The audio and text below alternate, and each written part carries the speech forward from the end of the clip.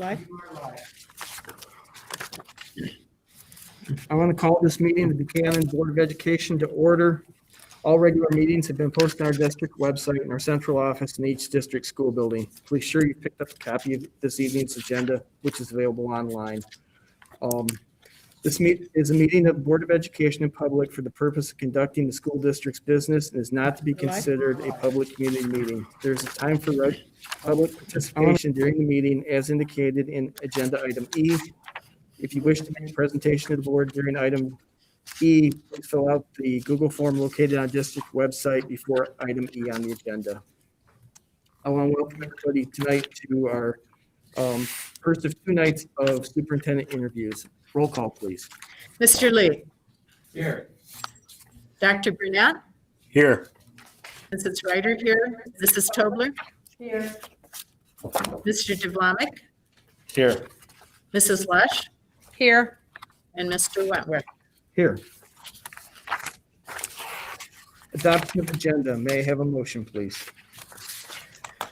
I move the agenda for the special board meeting of July 13th, 2020 be adopted as written.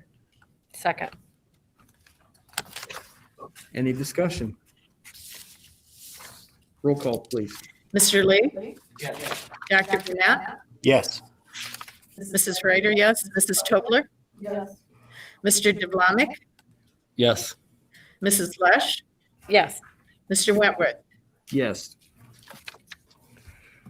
Item D, recognition of visitors. I want to welcome everyone that is joining us virtually this evening. We wish you could all be here in person to hear this, but given the current executive orders regarding COVID-19, that's not possible. Item E, community dialogue and citizen concerns. If you would just give me a minute here, I do have three and updating to check.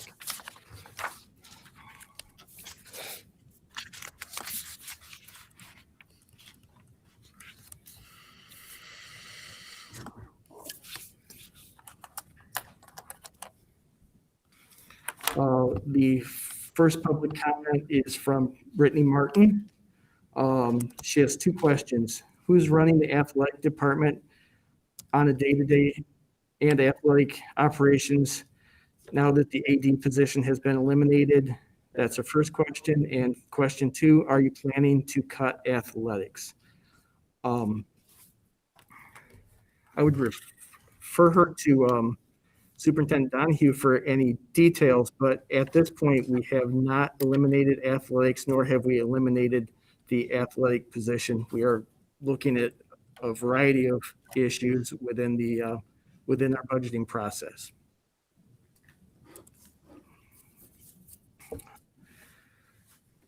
Comment two is from, bear with me here a minute.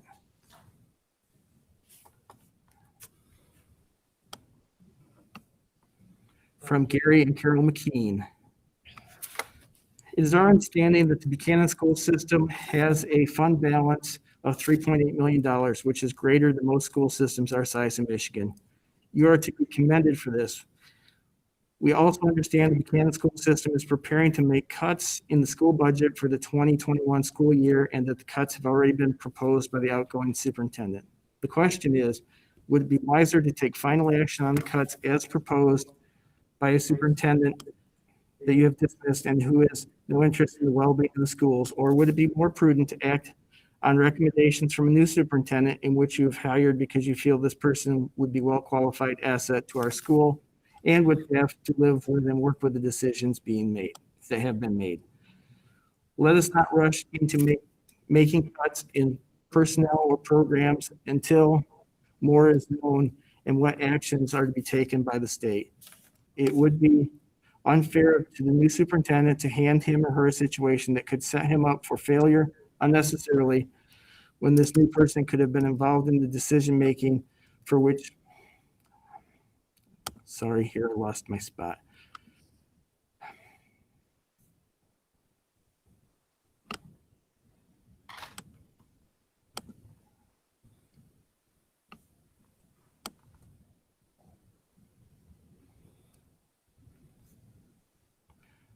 when this new person could have been involved in decision-making for which he is or she was hired. Just wondering, but we have heard that one candidate has already withdrawn. If this is true, could this be part of his decision? I want to thank Gary and Carol for their comments.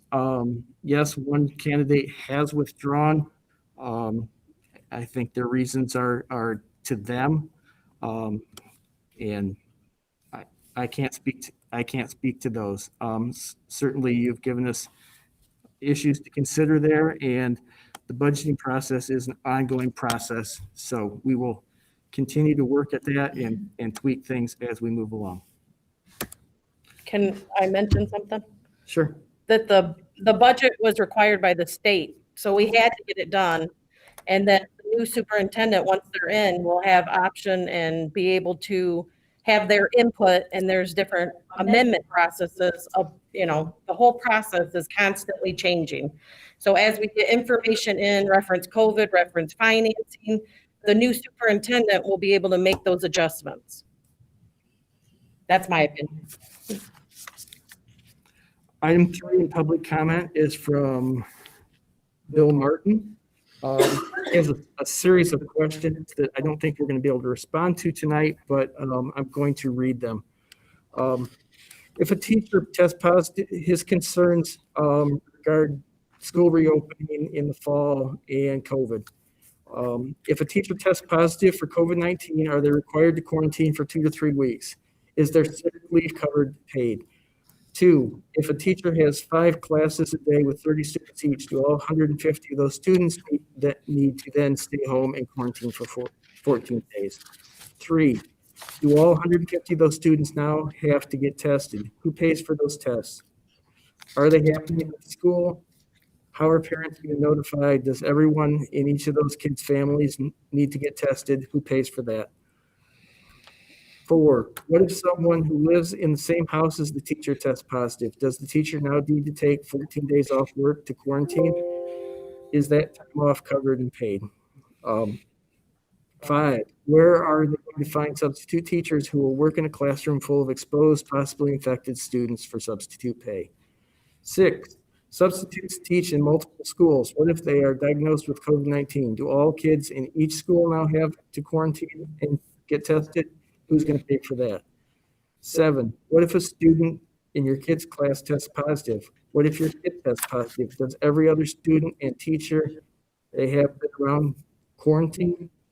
Do we all get notified who's infected and when?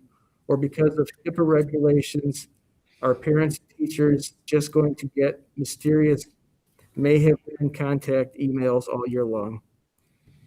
8, how will children of a BMS teacher who attend other districts be monitored and proper notifications given in case exposure, in case of a positive diagnosis? Would cross exposure across school districts be classified as a super spreader event? 9, what is the stress going to do to our teachers? How does it affect their health and well-being? How does it affect their ability to teach? How does it affect the quality of education that they're able to provide? What is going to do to our kids? What are the long-term effects of constantly being stressed out? 9, how will it affect students and faculty when their first teacher in their school dies from this? The first parent of a student who brought it home, the first kid. 10, how many more people are going to die that otherwise would not have if we'd stayed home longer? 30% of the teachers in the U.S. are over 50. About 16% of the total deaths in the U.S. are people between the ages of 45 and 65. We are choosing to put our teachers in danger. We are not paying them more. We aren't spending anywhere near the right amount to protect them. And in turn, we are putting ourselves and our kids in danger. This is a partial repost of questions that have been raised across multiple social media platforms. Regards to Bill Martin's CEO of Dress Jewelry Creations. I just want to thank Bill for his questions. They were very insightful, and certainly these are all issues that we are going to need to consider as we make our plans towards reopening, or in what form we reopen, much of which is guided by information from the health department and from the state in their guidance. So thank you. We'll do these. I will pass them on to all of the people that are working together to develop the plans. There's a task force. Yeah, as a committee formed, and like you said, we gotta look at the state guidance. We don't even know if we're gonna have school yet in the fall, so. It could be virtual. There's a lot yet that can happen between now and early September. All great questions. Very, very, very good questions. Moving on to item F, interviews for the position of superintendent of schools. I'm going to turn it over to Mark Dobias from MASD, and he has a few words, and we'll bring in our first candidate. Thank you, Mr. President. Before we begin, I bring in the first candidate for interview. I just want to go over a couple things real briefly. First of all, I am sorry that everyone has to be masked up for the interviews tonight, and that includes the candidates as well, because I know people would like to be able to see facial expressions and that kind of thing, but it just is not possible with the governor's recent executive order. Secondly, audience members are encouraged to provide feedback regarding each interview. There is a link on the webpage under the heading Superintendent Search. The first item underneath that is a hyperlink for tonight's board meeting. And if you click on that and scroll down, you'll see another link that reads, click here to leave superintendent feedback. So we would appreciate you filling those out during or immediately upon the conclusion of each interview. The board will review this information prior to making a decision on candidates to call back for a second interview. One of the things is that this is an opportunity for you to comment on each interview that takes place. Shortly after tomorrow night's last interview, I will be forwarding those all to the board. So tomorrow night, you need to please wrap up your comments on a real timely basis after those interviews if you want your thoughts to be known. And one last item is candidate Christopher Machiniak has withdrawn, and we will only have 3 interviews this evening. And I will go retrieve our first candidate now and introduce him to the board.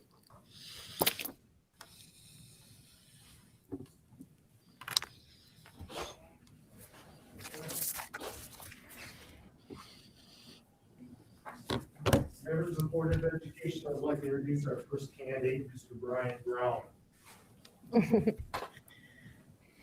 Good evening.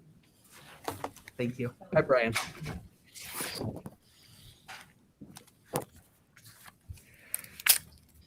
This is your first interview like this? This is my first interview like this. Definitely. Take your time. Thank you. I appreciate it. Yeah. Sure. Can you hear me okay? Yep. You can? Okay. I'm not breaking this. Awesome. Thank you, guys.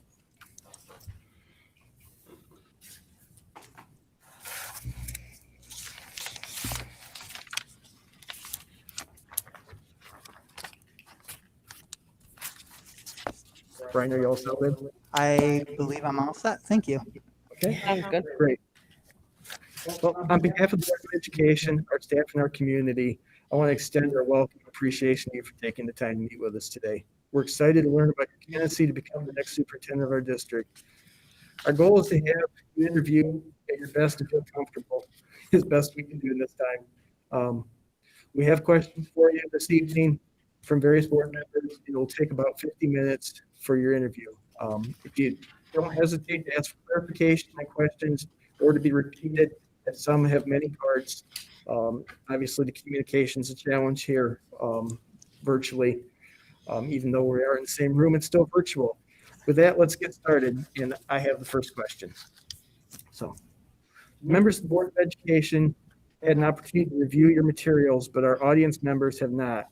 Could you please share your educational background, positions that you've held, and relevant experiences that led you to be here interviewing for this job today? Thank you. First, I want to thank the board for letting me be here today. I really appreciate the opportunity that you have given me. I was raised in Buchanan, and I graduated from Buchanan way back in 1988, showing my age. After I graduated, I went to college and got my degree in business and management from IUSB. From there, I went into banking for 10 years and had several different roles, from commercial credit analyst all the way up to loan officer. And it was during that time that I had the opportunity to teach for junior achievement.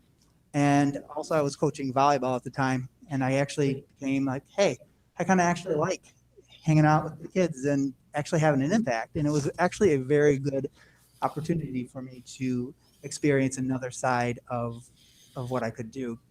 So during that time frame, I of course was communicating this with my wife, and she's a saint, by the way, because after all the discussions, we decided that, hey, you really need to go back and get your education degree. And so I left my job and went back full time to Western Michigan University and got my elementary education degree. After that, I was fortunate enough to get a position in my old building that I actually went to school in, Ottawa Elementary, as a 5th grade teacher. So I actually was there for 14 years, just a little over 14 years as a 5th grade teacher. And then during that time frame, I was able to get my master's degree in ed leadership. And then also during that time with administrative support, I was able to get my business office manager's certification through the MSBO. Because of that, I was able to get a position with River Valley Schools as their business manager and have been there for the past 4.5 years. And in a nutshell, that is my life in the last 20 years. Thank you. Dr. Burnett. All right. Brian, can you hear me? I can, thank you. Okay. Sorry, I couldn't be there. Certainly, you have done your research on Buchanan Community Schools. What have you learned about our district? And what does the position of superintendent of schools appeal to you? Good question, thank you. So I'm fortunate enough to still be connected to the community and know what is going on in the community, which is a good thing.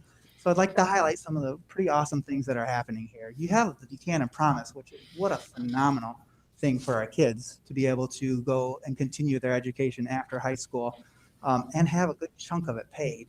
That would have been really nice when I was back in my day, but I know that was a while ago. In addition to that, going through the My School data, you have good test scores. You have scores that are looking really good, and it's encouraging to see that.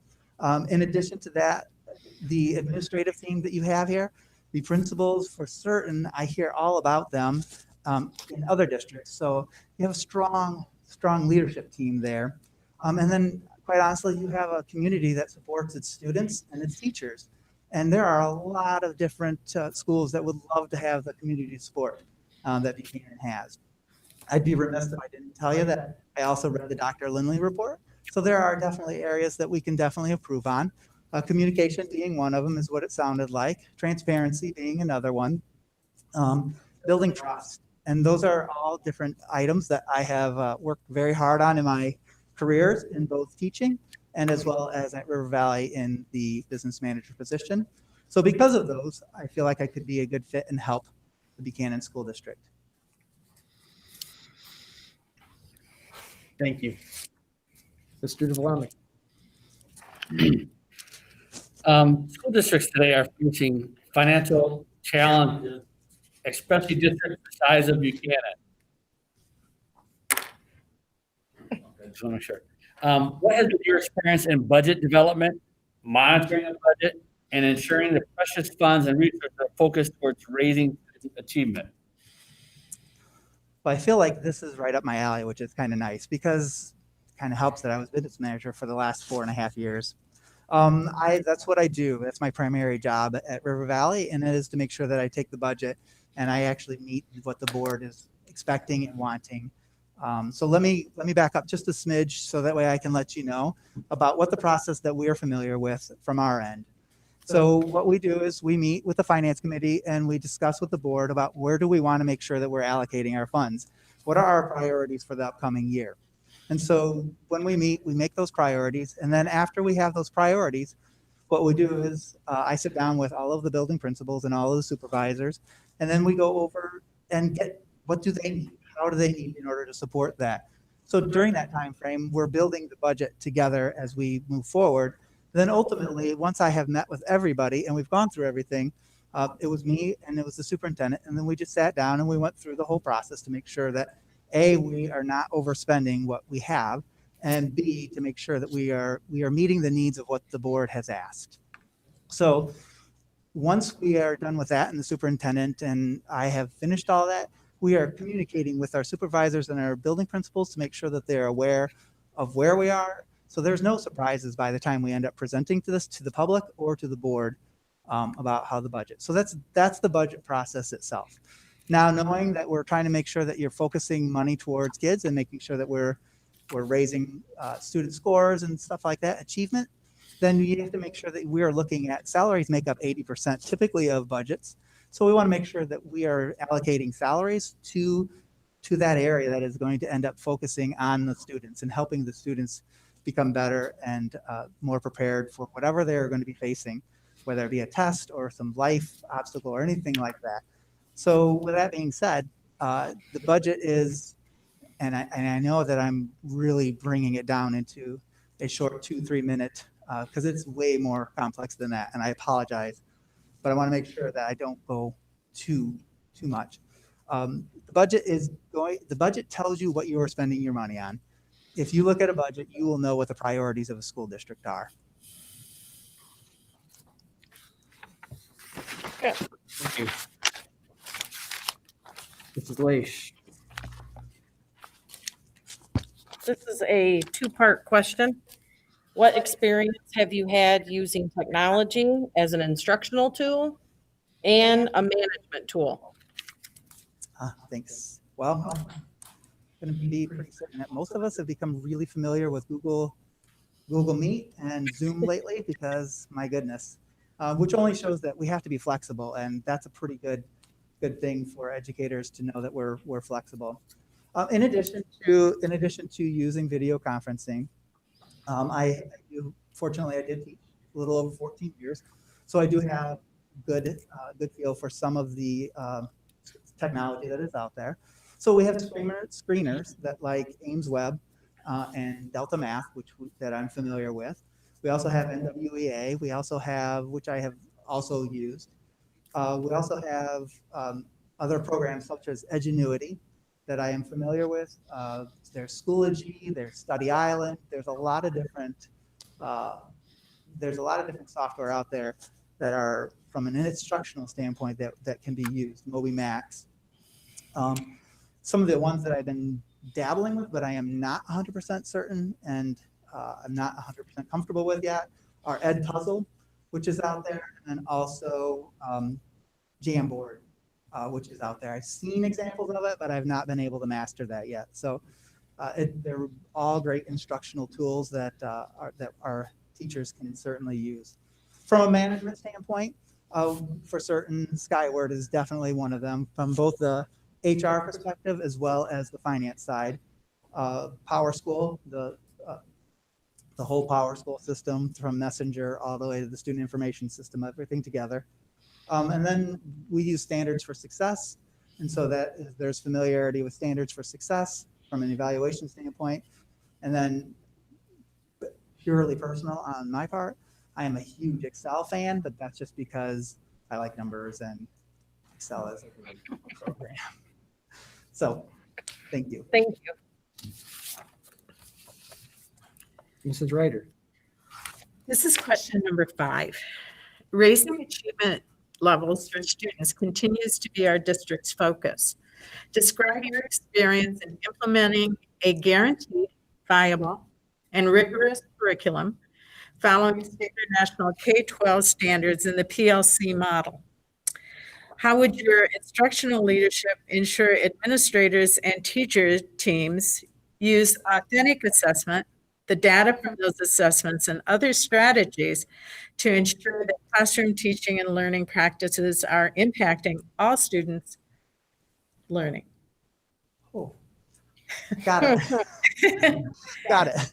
Okay. You're back at school. Yeah, I realize that. That curriculum is my thing. That's good because curriculum obviously is very, very important because we are an educational system.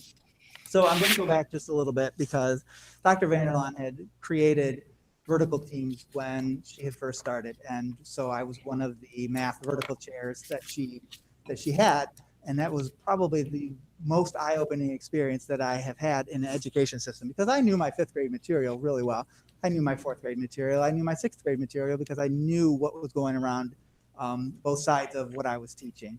So the vertical team just showed me like, oh my goodness, there's a lot more than just 4, 5, 6 that we need to worry about. So it was there that I learned that, hey, we have tier 1 instruction, and our tier 1 instruction was you should be able to get 80% proficiency out of that. So we were actually diving in and trying to figure out, hey, why are we only at 50% and what is going on here, and trying to figure that out. So we were plugging holes into this tier 1 system, and then we were then starting to address the tier 2 system. From a PLC perspective, we want to make sure that we are identifying the standards for certain. From what I understand, Buchanan has done that and has that for all of has identified the essential standards for the grade levels, as well as the subjects.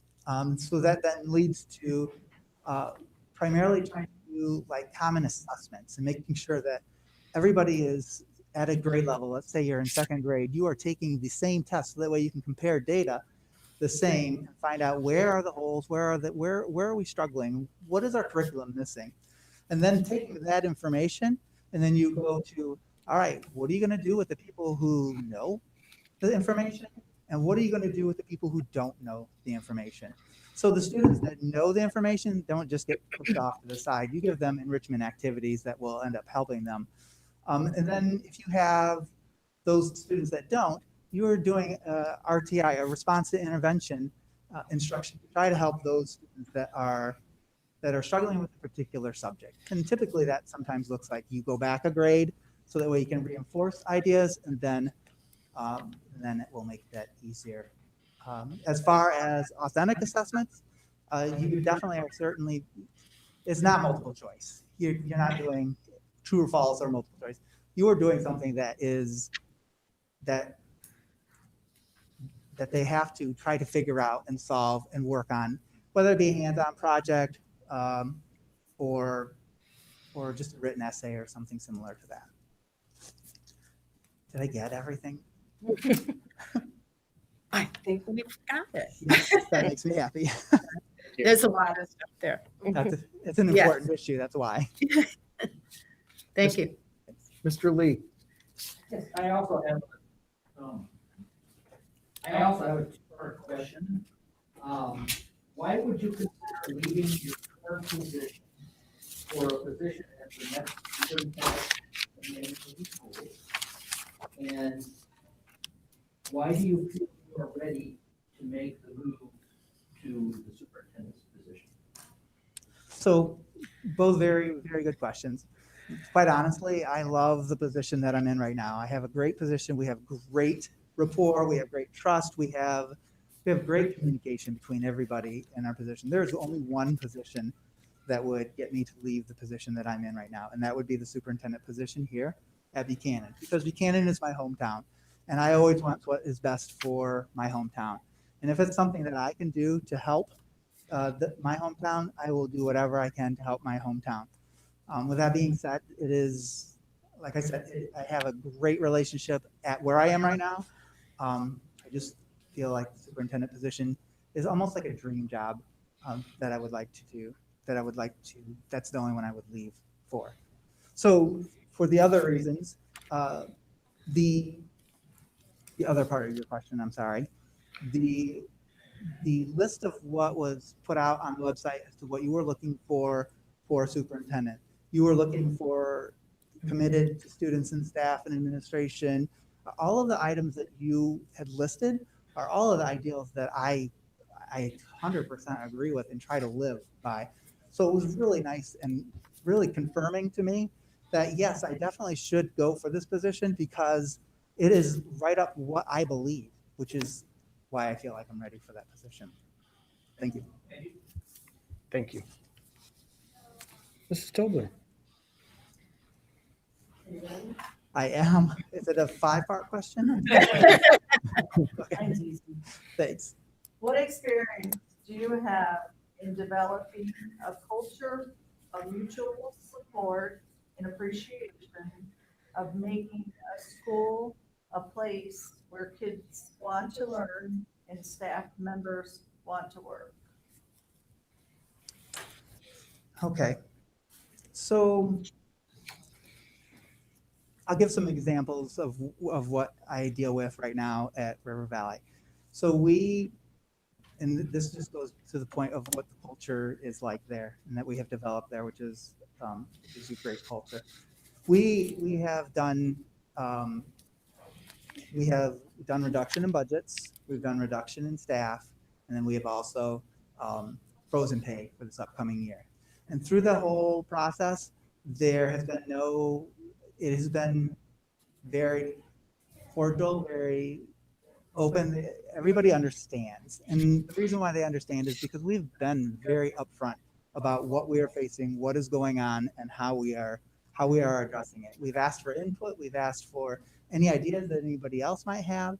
And because we are open and transparent, it has made this go a lot simpler in terms of creating a culture that everybody can accept the bad things, but also we can also enjoy the good things as well, which is great. So in order to maintain that positive, it's always important to give the why. And I think that's the important thing, is that we've been able to give the why, and we've been able to explain the why, and not the why in terms of high level words that nobody ever uses, but the why in just in everyday language so everybody can understand it. And because of that, we've been able to maintain a great positive culture at River Valley. And I would assume that would be a similar experience. Just from what I know about Buchanan, I would be shocked if it was not that way at all.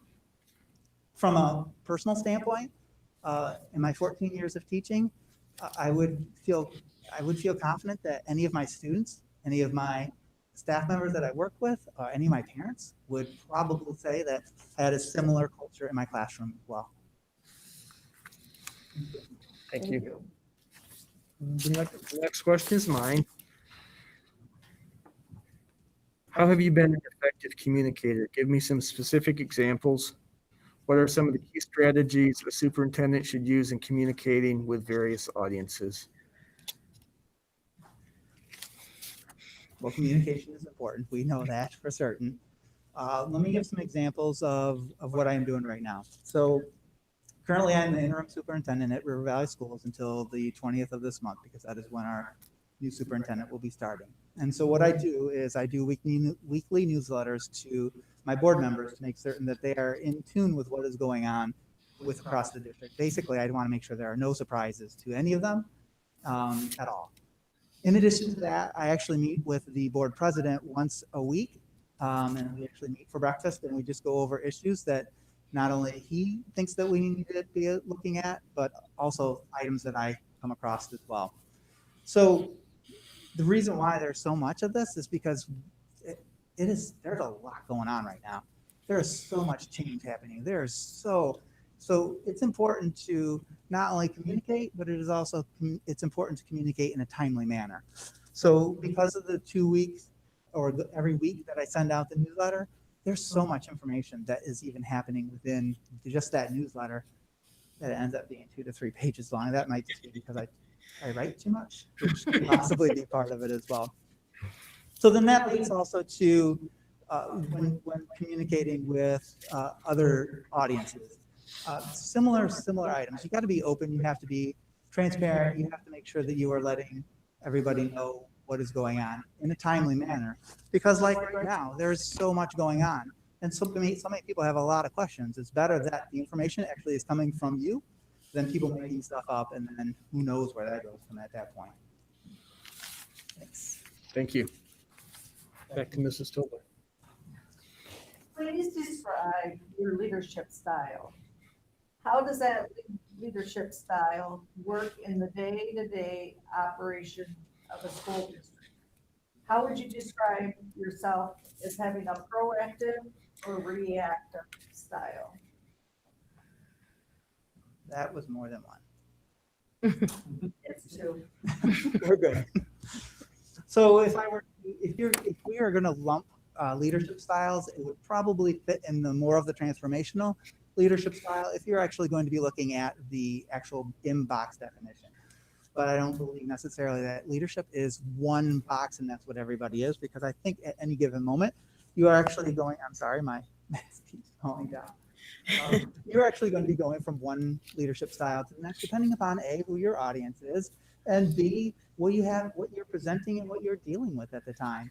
So I am all about having clear, open communication with the people that I'm around, because that honestly is going to get rid of a lot of the outside chatter that is happening, because if you're clear, then that's a big deal.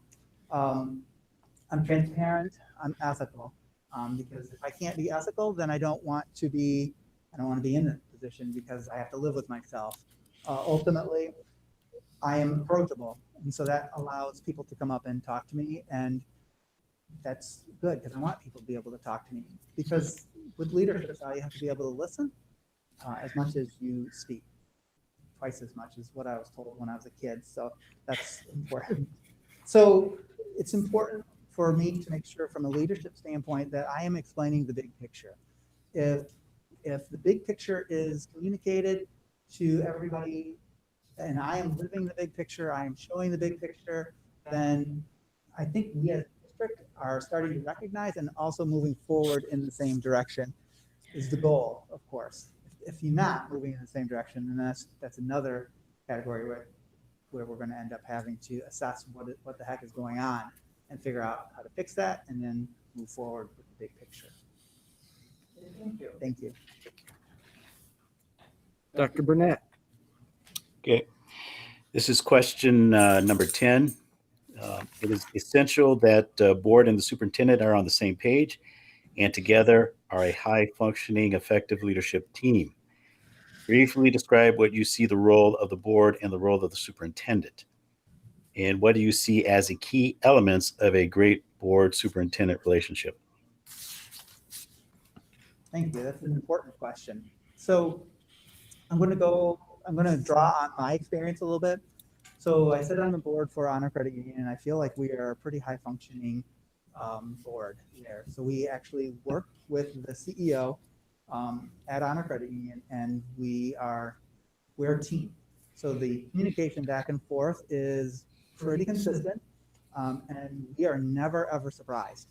So if anything should happen, we are always notified immediately, just so that way we are never not in the know. I would assume that and I never should assume, I understand that. I would expect that from a superintendent standpoint, it should be a very similar style, because there is no way that a board member should be blindsided by something that they did not know about, that they should know about.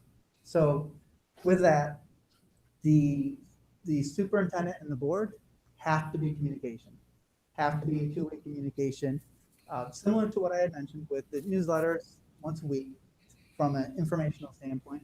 But quite honestly, you have to have my cell phone number, and you have open access to me, because honestly, it's a 24/7 job, is what that is, and ultimately, I should be able to answer any questions that you would have. So the board sets the vision. It is up to the superintendent to make that vision happen. And how that vision happens is definitely what the superintendent has to do, and has to make sure that they're communicating with the board on how that is happening and what is happening how to meet those visions, goals that the board would like. So I would be held accountable for whether or not I did what you needed me to do. Similar to any employee that you have a job that you're supposed to do. I'm accountable. Thank you. Mr. DeWamick. Everybody in a leadership position has made mistakes. Describe one significant mistake you have made. What was the fallout, and how did you deal with it, and what did you learn? Do we have to go over that? Oh, I am human. I will definitely tell you that I am human. I'm going to go back to a time when I was working in banking, and I was much younger than I am right now, and so I was put in. At the time, we were looking and investigating getting software that would like you would run your credit bureau report, and it would tell you whether you're approved or denied immediately. And so they put me in charge of that. And again, I'm going to remind everybody that I was younger during this time frame. So with that being said, I thought I was all that and then some. And so I ended up going through and pretty much doing the project myself. I didn't include anybody. I didn't have any input. I didn't have anybody help me put this together. Because I was the expert. I felt like I had to do this in order to prove myself. As we approached the opening of this, there was no way it was going to end up flying. It just was not going to end up happening at all. And talk about humility setting in and having to recognize that, you know what, you screwed up. And I did. I totally did. I had no buy-in. I had nobody there. I had nobody that wanted to even use the program because it was mine. And it was only mine. And so, yes, the fallout was we almost didn't get it up and running. Fortunately, I had an incredible boss at the time that was able to help patch things together, get everything together. But I lost a ton of trust from the people that I worked with. And that is a horrible feeling. And it takes a long time to build that back up. It really, really does. So with that, those are lifelong lessons. As much as I hate the fact that it happened, talk about learning something from the whole thing. To this day, I am as inclusive as I possibly can because that's the only way I feel like you can get buy-in. Thank you. Mrs. Leish. All right. I think you answered this back under Harvey's, but how will you hold staff who report to you accountable to high standards? And how will you ensure that administrators hold staff accountable to high standards as well? So, yeah, I did a little bit. You're right. I appreciate that. But I will also say that I have to hold myself to, and I do hold myself to high standards. And I do hold myself accountable for everything that I do. And I want to set the example for what it looks like to do that. With the administrators, that is the people that would be reporting to me. It's about setting expectations. For the position that you have to have the expectations, and it has to be together. And then when you work out that together, you can't just say, "Hey, I just did that and now I'm done." That is definitely not the case. You have to inspect what you expect. So it's important that and I would expect the board to do the same. You inspect what you expect. And I would do the same with whoever reported to me. It doesn't even stop there because you have to move on to communicate. Because there should never, ever be any question. After you do inspection and expectations, you have to communicate what you're seeing so that way you are on the same page with the employee. And making sure that you're both reaching for the high standards that we're all looking for.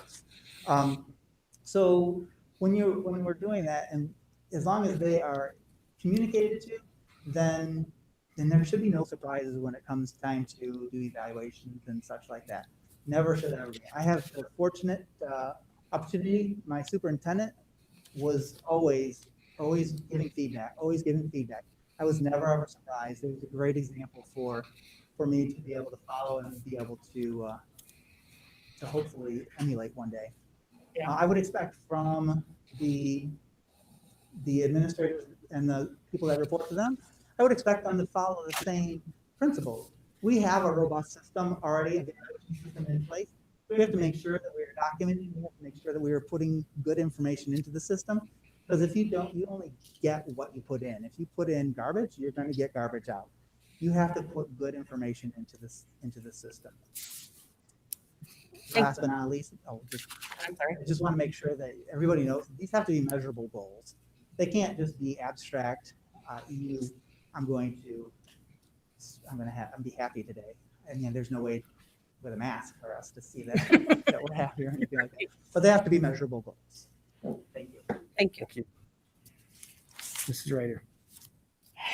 I'm sorry, Mr. Brown, but this one's a little bit long. Right.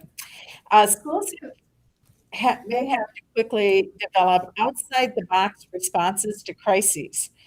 How have you kept up on recent major issues such as COVID-19 or social and/or racial unrest? What has been your most successful and innovative idea in dealing with a crisis which altered the organization and operation of schools? And why was it successful? Or is there something you would have done differently in hindsight? I think I've got it. Okay. I'm going to start with COVID because that's a pretty big deal right now as well. And it really hit our school, everybody's school this system pretty hard.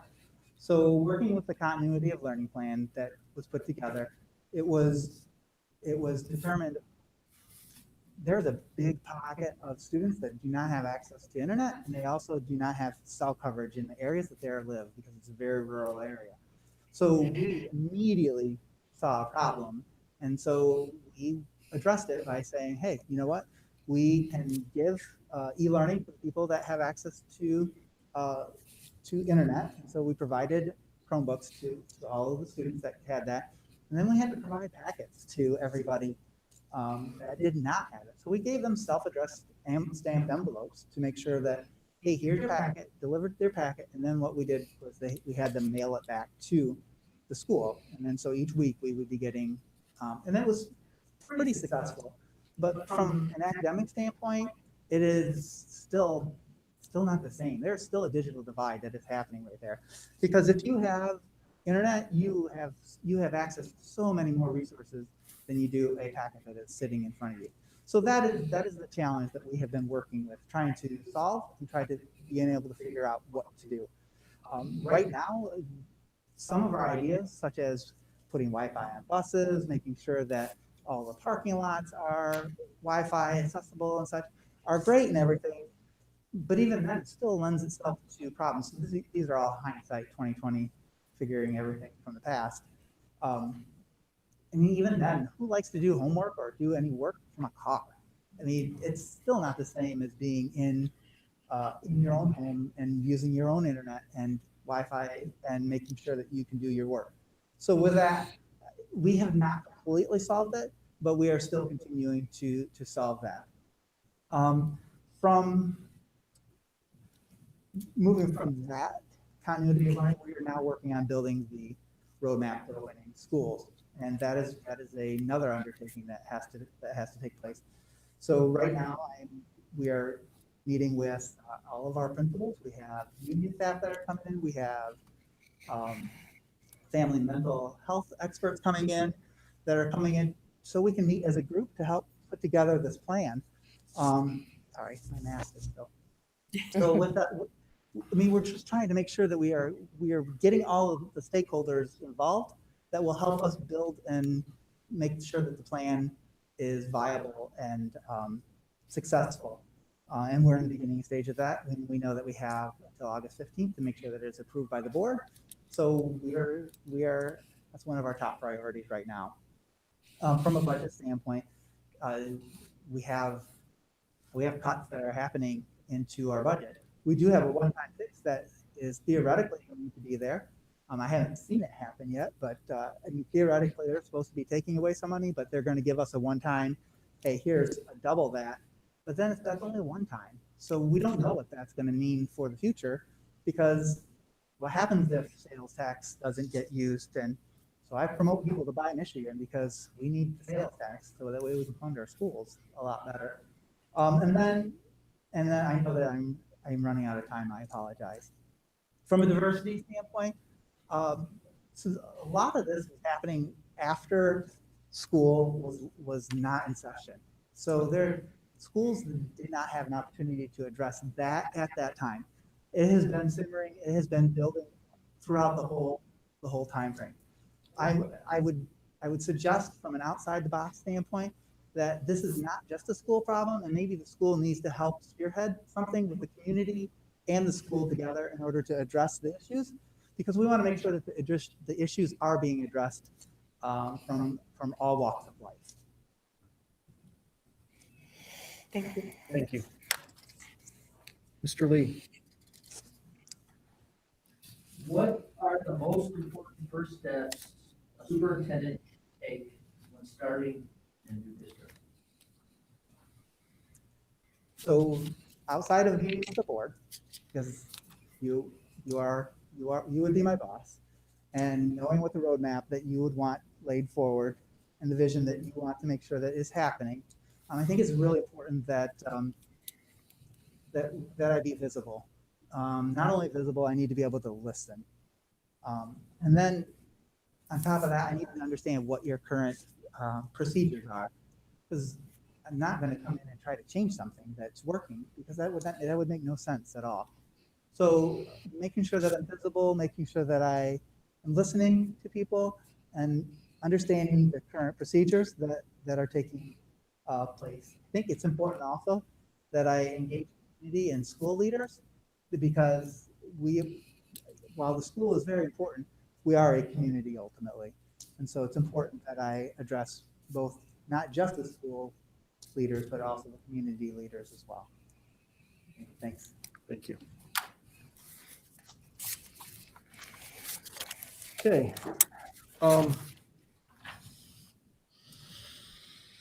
We don't have an audience this evening, so we don't have any audience questions. I'm going to turn it around on you. Do you have any a question or two that you would like to ask of the board, or do you have a brief closing statement you'd like to make? I do. I would love to know what the board thinks would be the most beneficial attribute for the next superintendent of Buchanan. Just one? I mean, I could make this into a multi-part question if you want. No, I would not. Multiple attributes. I'm going to field that. I think it's a word you've mentioned quite a few times, and that's the ability to communicate well. I think that's something that's hopefully came through strong in what we were looking for in our listing. I don't know if anyone has anything to add to that. I personally loved your inspect what you expect. I think that goes back to the accountability, and it just fits all the questions in a whole to me. You can't expect somebody to do something if you're not helping guide them, lead them, show them. So I really like that comment. So Thank you. Anything else for us? No, I really appreciate your time, and I thank you for the opportunity for me being here today. Go Bucks. Thank you. Thank you. Okay, I'll bring it in 5 minutes. okay. Thanks, Brian. Thank you, guys. I appreciate it. Thank you, Brian. Have a great rest of the night. Thanks. Bye-bye. Okay.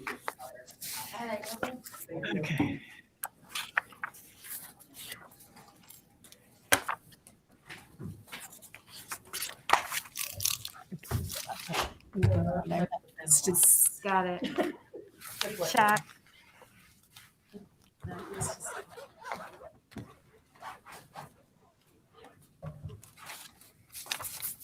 Phil, you can see how many are in the other, right? Can you see how many people are in the other? 61? Oh, wow. That's just the public side. I don't know how many employees. Staff. Yeah. That's cool.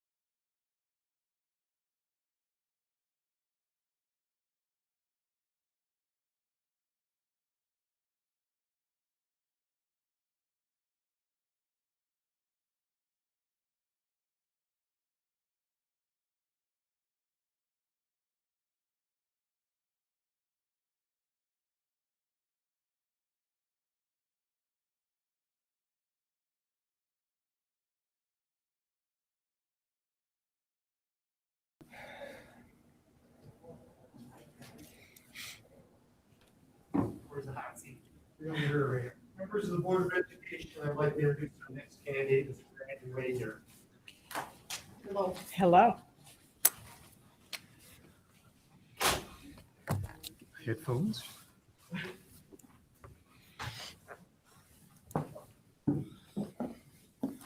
We should always wrap them up neatly and then they do things in your pocket.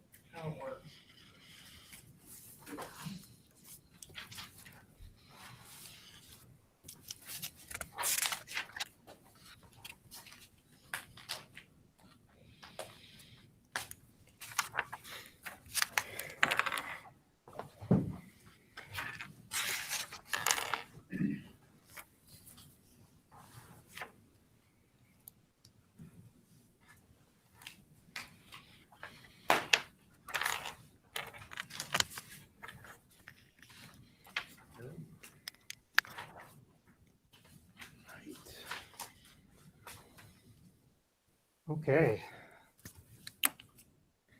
All settled in? all ready to go. Okay, I can hear you great, so. I want to welcome our second candidate, Brandon Wagner, here. On behalf of the Board of Education, our staff and entire community, I want to extend our welcome and appreciation to you for taking the time to meet with us today. We're excited to learn about your candidacy to become the next superintendent in our district. Our goal is to have you interview at your best and feel comfortable as best we can do. We understand the COVID challenges here. We have 14 questions for you this evening and about 45 minutes designated for your interview. Don't hesitate to ask for clarification or for questions to be repeated if needed. As some of the questions have many parts. With that, let's get started. And I have the first question. The members of the Board of Education had an opportunity to review your materials, but our audience members have not. Can you share your educational background, positions you've held, and relevant experience that led you to be here interviewing for this job today? You bet. First of all, thank you so much for the opportunity. 20 years ago, I was in the stands, really in the press box, filming here, and I got to know some of the people here in Buchanan, and I chose to move here because of that, because of the wonderful community. So it really, truly is an honor for me to be here and to interview for this position. A little bit about myself. I was a teacher for 4 years at River Valley. Taught biology there. I could not pass up the opportunity to teach biology there because they have Warren Woods right behind the high school. Absolutely loved it there. Wonderful. 4 years in, because of budget cuts, I was laid off and I was not one of the senior members. So I ended up getting an opportunity to go over to Berrien Springs. Taught 1 year there, while at the same time I was also the technology director, and spent some time working on that. And then the next year they made me the full-time technology director. I spent up until 2017, I spent all of my years there being the technology director. But in 2009, some things changed. They decided to open up an online school. The Berrien Springs Virtual Academy was born in 2009. It was quite the experience. I became the director of that, basically the building principal of that program. That program was really unique in the fact that I started it with wanting to make sure that we had the highest quality possible. And we worked really hard to do that. Starting a school from scratch is not easy at all, because you start off and you have all of this institutional knowledge within a building. We had nothing to start with. We had to steal it from the high school and the middle school and kind of build our own culture, our own ways of doing things. And so we did that, and really we built it into a school, a high school, that would perform equal or better than a lot of the local high schools. In fact, we had our first National Merit Scholar last year. Very excited about that, very happy that we could really take an online school to that level. Come about 2017, we got to the point where we had grown so much in our school district that we had to concentrate solely on the technology. I had to concentrate solely on technology for a year. I did so, and I also had two tech directors underneath me. My official title was the Executive Technology Director at that time. Moving on to 2018, I was put in the position of assistant superintendent. My job was to oversee the operations of all of our online and innovative learning programs. We have homeschool programs. We run the Truancy Center for the county. We run the, we run Virtual Academy, Discovery Academy, Bridge Academy through Connexus in cooperation with Connexus and Michigan Works. Success Academy, which is also a cyber school. And at the same time, we also operate Link Learning, which is a cooperative program with different partners, school districts around the state of Michigan. Pretty amazing. I pretty much say we cover Michigan from Monroe to Menominee, and that's true. That's exactly what we cover. We have 25 schools all around the state of Michigan. We have a huge homeschool program that we run as well. Pretty unique. I can only think of one other position in the state of Michigan that is like mine. But I love it. I'm responsible for 350 different employees, about 4,500 students, and the operations thereof. How many students did you say? 430? Yeah, about 4,500. Okay. 4,500. Oh, okay. Yeah. Yeah, but Berrien Springs is different in that about 2/3 of our population is actually not on campus. It's off campus around the state of Michigan. Thank you. Dr. Burnett is going to field the second question. Okay. Certainly, you have done your research on Buchanan Community Schools. What have you learned about our district? Why does the position of superintendent of schools appeal to you? Well, first of all, I've had a front row seat to the transformation of Buchanan schools in the last 8 to 10 years. Dr. Vanderlaan did a tremendous job really raising the achievement level of our students over time. It was very intentional. It was based off of interventions and really some of the PLC model that we see today. I actually spoke to her just when I was thinking about taking this position, and she said that the people that we have are really ready to continue and continue to work in that direction, and they're really on board with that, and that really attracted me to applying to this position because I'm I'm a can-do kind of guy. I'm the type of guy to come in and say, hey, we need to continually improve no matter where we've arrived. But what I can tell you about Buchanan schools is that in state, when you look at state testing, they perform as well or better than the county and the state averages. And that's to be commended. Number two, in 2018, Bridge Magazine came out with a report that said, or looked at the growth of kids from grades 3rd through 8th, and Buchanan ranked 20th. That's pretty amazing. The fact of the matter is that students in your schools actually grew more than 1 grade per year. And that says a lot to what the teachers have put into this. It says a lot to what the administrators have put into this to make this a high achieving school. And they are definitely to be commended for that. I also know about the herd, of course. Yeah, I have a graduate that went through the school system, so love that. It says a lot about the community. It says a lot about what we're all about, kind of the Buchanan way of doing things around here. Thank you. Mr. Dvorak for the third question. School districts today are facing financial challenges, especially districts the size of Buchanan. What has been your experience in budget development, monitoring a budget, and ensuring that precious funds and resources are focused towards raising student achievement? At Berrien Springs, we have what's called a zero-based budget. Pretty much it starts at the bottom level. It starts in the classroom. It starts with teachers telling us what they want or what they need in order to do their job. And then it works its way up the level.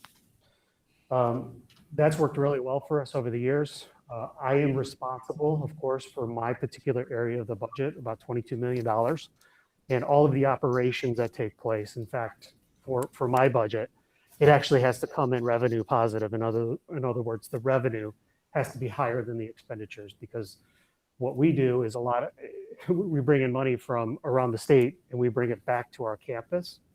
And that's how we pay for capital projects and programming for kids and things like that. And have really built up the campus and built up the programming for kids that way. So my job is very involved in making sure that all of my direct reports, all of my directors are staying in line with what they need to do in order to stay within their budgetary constraints. That's really important. I also know some strategies as well. In 2006, Berry Springs was in some financial straits. We had a few strategies along the way, such as not spending across budget lines and things like that. Combining two pots of money into one in order to buy something, and that really has helped us tremendously. It usually brings in about 3 to 4% of fund balance in for us, and keeps us from overspending. As well, we're always really conservative about how many students will be coming in.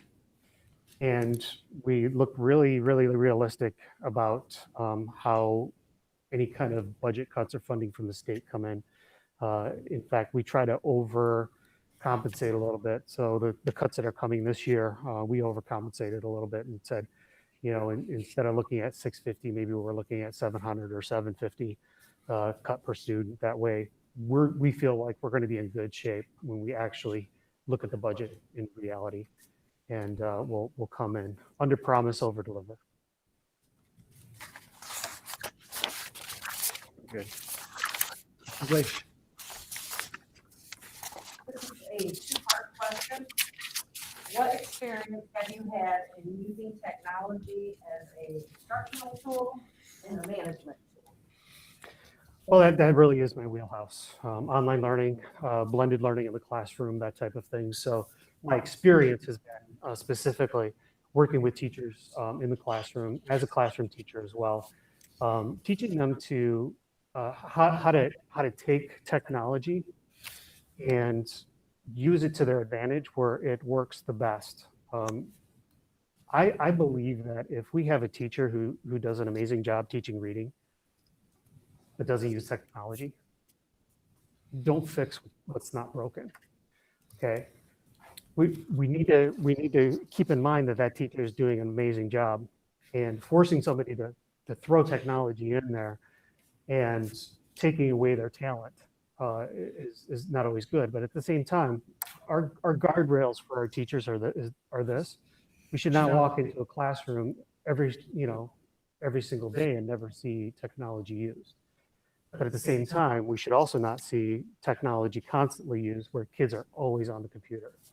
It really should be blended. It should be a mix of that. And so the teachers are taught, find what's comfortable for you and what makes sense for you. Use technology, like delivering content. It's available 24/7. Content's always there and available. That's a no-brainer. You can do that and provide kids a great option there.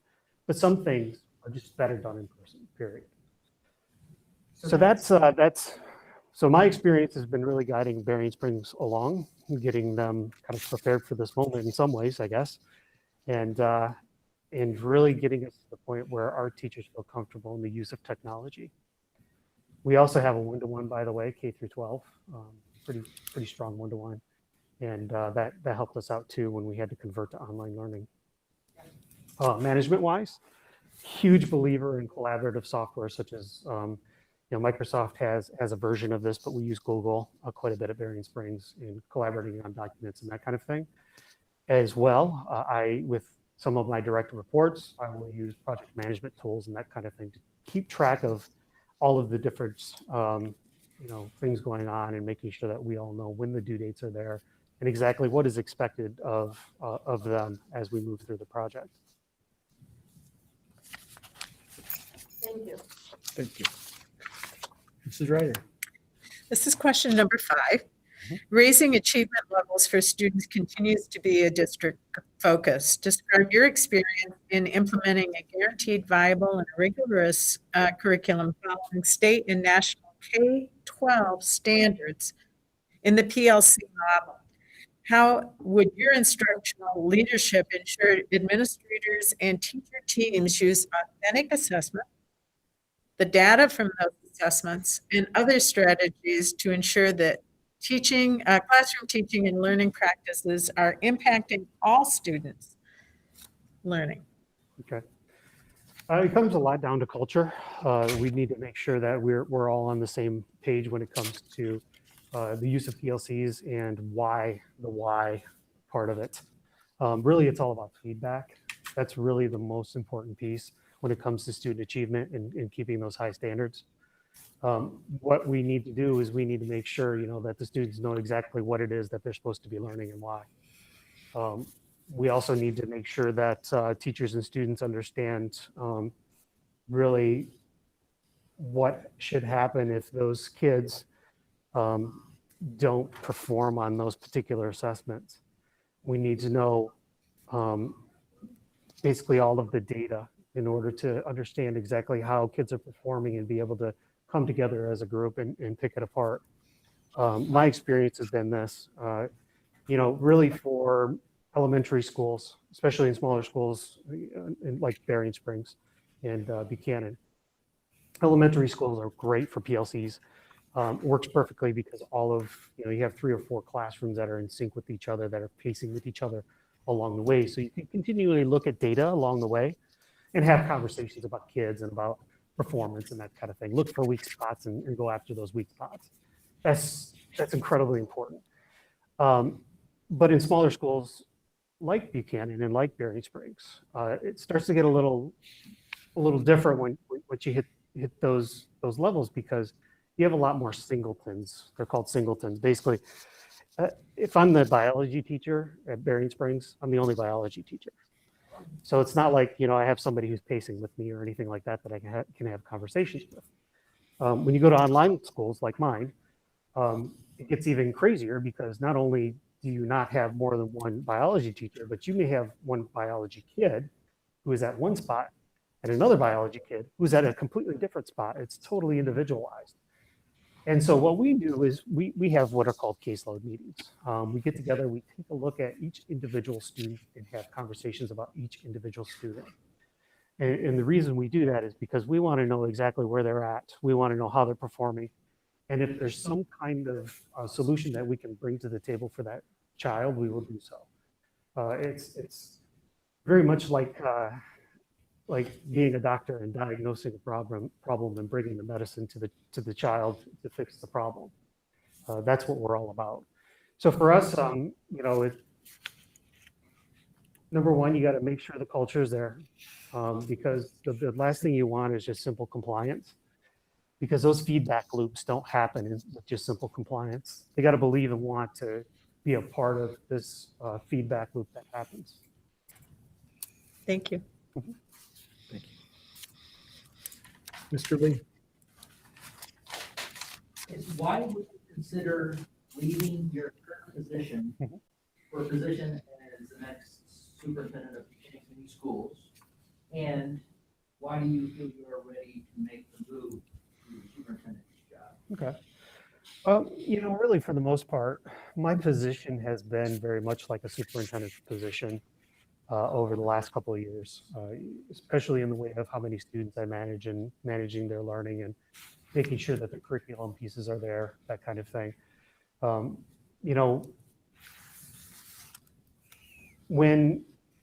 When I decided to apply for this job, I didn't do it just on a whim. Buchanan's on a very short list for me. I love this place. I want to be the superintendent of Buchanan. And my job, I've continued to work very hard at it, and I absolutely love what I do. I get to work with alternative ed kids quite a bit. There's nothing more rewarding than working with kids who need a second chance and getting them to graduation. Maybe sometimes the travel's a little much, because I do have to make trips to the UP. It's absolutely gorgeous up there. In fact, I'm going on vacation tomorrow up there. So, but Why do I want to leave my job? It's not necessarily a negative thing for the job I have. It's more of a positive thing where I want to step up like the rest of the candidates that I've seen that are being interviewed are stepping up and really, really serve Buchanan schools. Because that to me says a lot about this community when we look at who stepped up to the plate to really come and serve this town, this community, and our schools. Thank you. Mrs. Stolberg.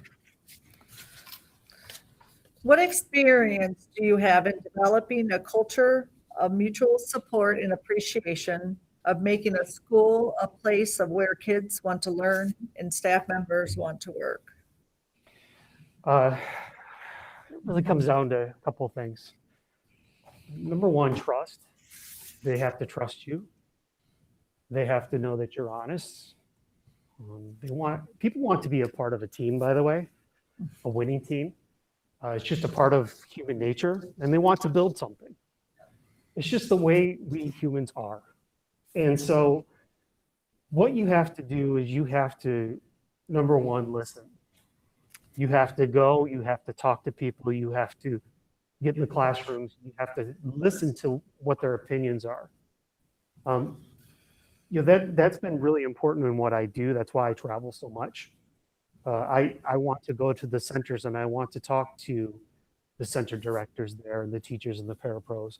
I want to hear what's happening with them, because through the layers sometimes the reality gets missed, and you also miss some really, really wonderful ideas. Some of the best ideas and some of the best things that have come out of those trips have come from parapros and teachers and those conversations that we've had. So forming that trust, forming that understanding that we're a team, we're all heading in the same direction. PJ Fleck, I'm a big college football fan. He was the head football coach at Western, and now he's moved to Minnesota, unfortunately. But he had that whole row the boat thing, right? And row the boat was all about this. If one person is rowing in the wrong direction or at the wrong pace, guess what? You're not going to make it to your destination. So we have to have that culture here in order to make sure we're heading in the right direction. Thank you. The next question is mine. How have you been an effective communicator? Can you give some specific examples? What are some of the key strategies a superintendent should use in communicating with various audiences? Well, number one, communication is vital to any organization. You have to be very succinct. You have to be very to the point. You have to make sure that you're as honest as can be.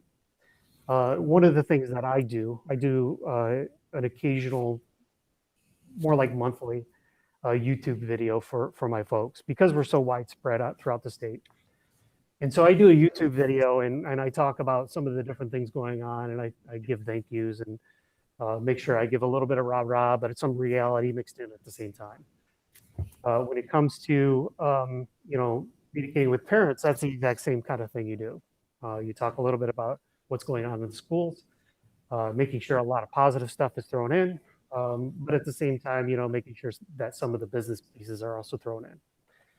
I absolutely love the newspaper articles. I don't know if the last superintendent did this, but the newspaper articles that the superintendent would throw in, great to keep the community involved in making sure that they're hearing what's going on in the schools. Very important. More specifically, when it comes to some things like email and things like that, I'll get a little more specific. I'm very, very bullet point kind of driven person when it comes to sending out emails and communicating in that way, because if it's more than two paragraphs, people shut off. In fact, I tell my people when they communicate to me, if it's going to be more than two paragraphs, expect either a phone call, because we're going to have a conversation just talking about what's going on in the email, or B, a meeting, because we probably have some decisions to make. And so if you're sending me, a nice long email, just understand that it's really good to have all the details in there. And then, but just expect that we'll probably have a follow-up conversation. So communication is all about the feedback loops again, right? Making sure we're all on the same page, making sure everybody knows what their job is, what's happening next, that kind of thing. So that's it. Thank you. Mrs. Tobler. Please describe your leadership style. How does that leadership style work in the day-to-day operation of a school district? Would you describe yourself having a proactive or reactive style? Well, it's really situational. I mean, for the most part, I like to collaborate a lot. I think there's a lot of power in bringing groups of people together and having conversation, because there's a lot of ideas that come to the table that I wouldn't have thought about. You know, I'm probably hurting myself by telling you I'm probably not always the smartest person in the room, but it's true. Sometimes there's really, really brilliant people, whether they're parapros, teachers, administrators, you name it. So bring people to the table. But it's situational sometimes.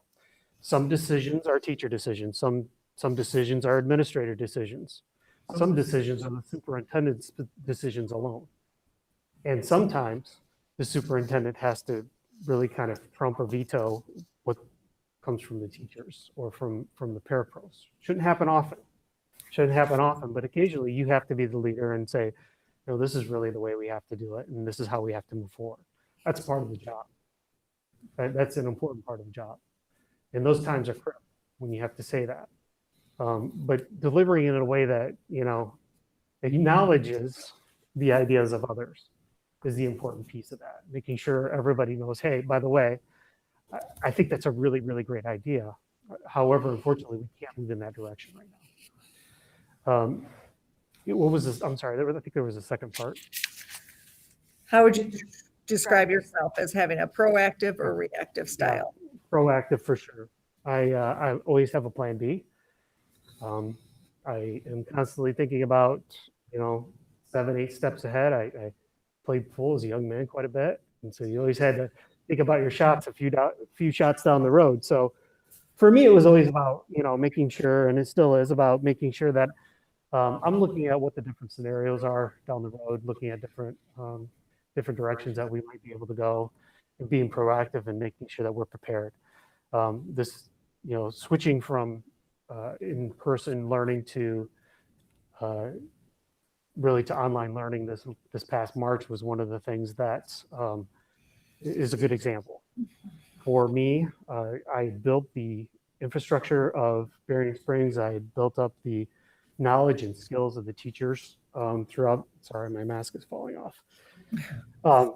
Throughout the years, through my 19 years there, to a point that we were really, really able to pivot quickly and put ourselves in a place where we could easily move and transition into online learning. So always have a plan B. That's how I operate. Thank you. Thank you. The next question goes to Dr. Burnett. Okay, this is question number 10. It is essential that the board and superintendent are on the same page and together are a high-functioning, effective leadership team. Briefly describe what you see the role of the board and the role of the superintendent. What do you see as the key elements of a great board-superintendent relationship? Well, it really connects to one of the questions about communication. It's all about making sure that this board is in the loop. Whoever the president is, it's extremely important that that's a tight relationship, that there's trust among us, that we know exactly where we're going and what the issues are. If anything happens, I have a rule. I have a rule when it comes to bad news, and that is you're going to hear it from me first before you hear it from anybody else. Because if you hear it from somebody else, that means I haven't heard of it. And so that's always been my rule for anybody who is my boss. And that's a really good way to operate.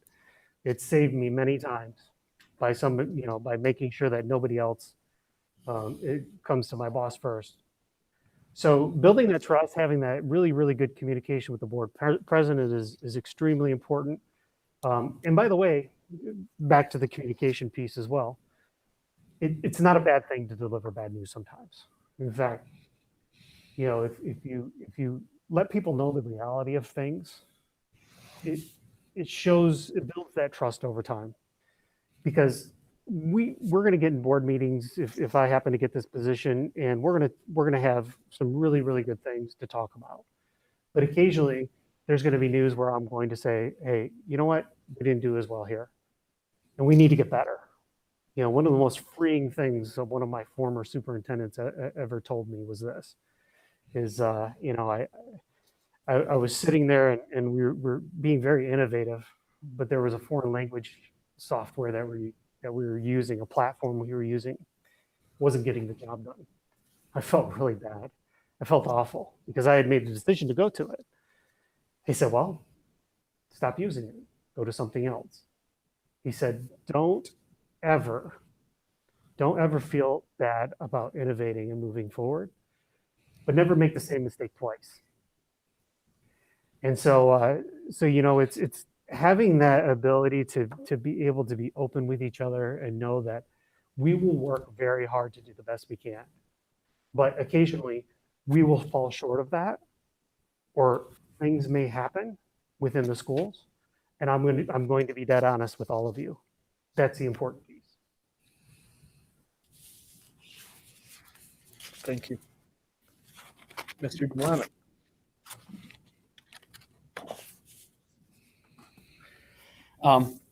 Everybody in a leadership position has made mistakes.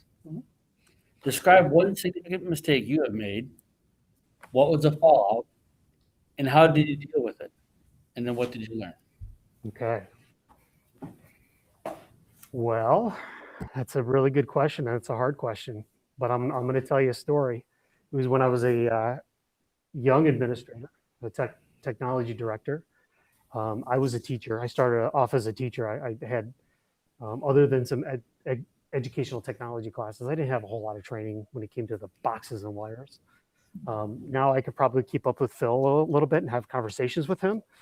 But at the time, I was more focused on the instructional part of technology.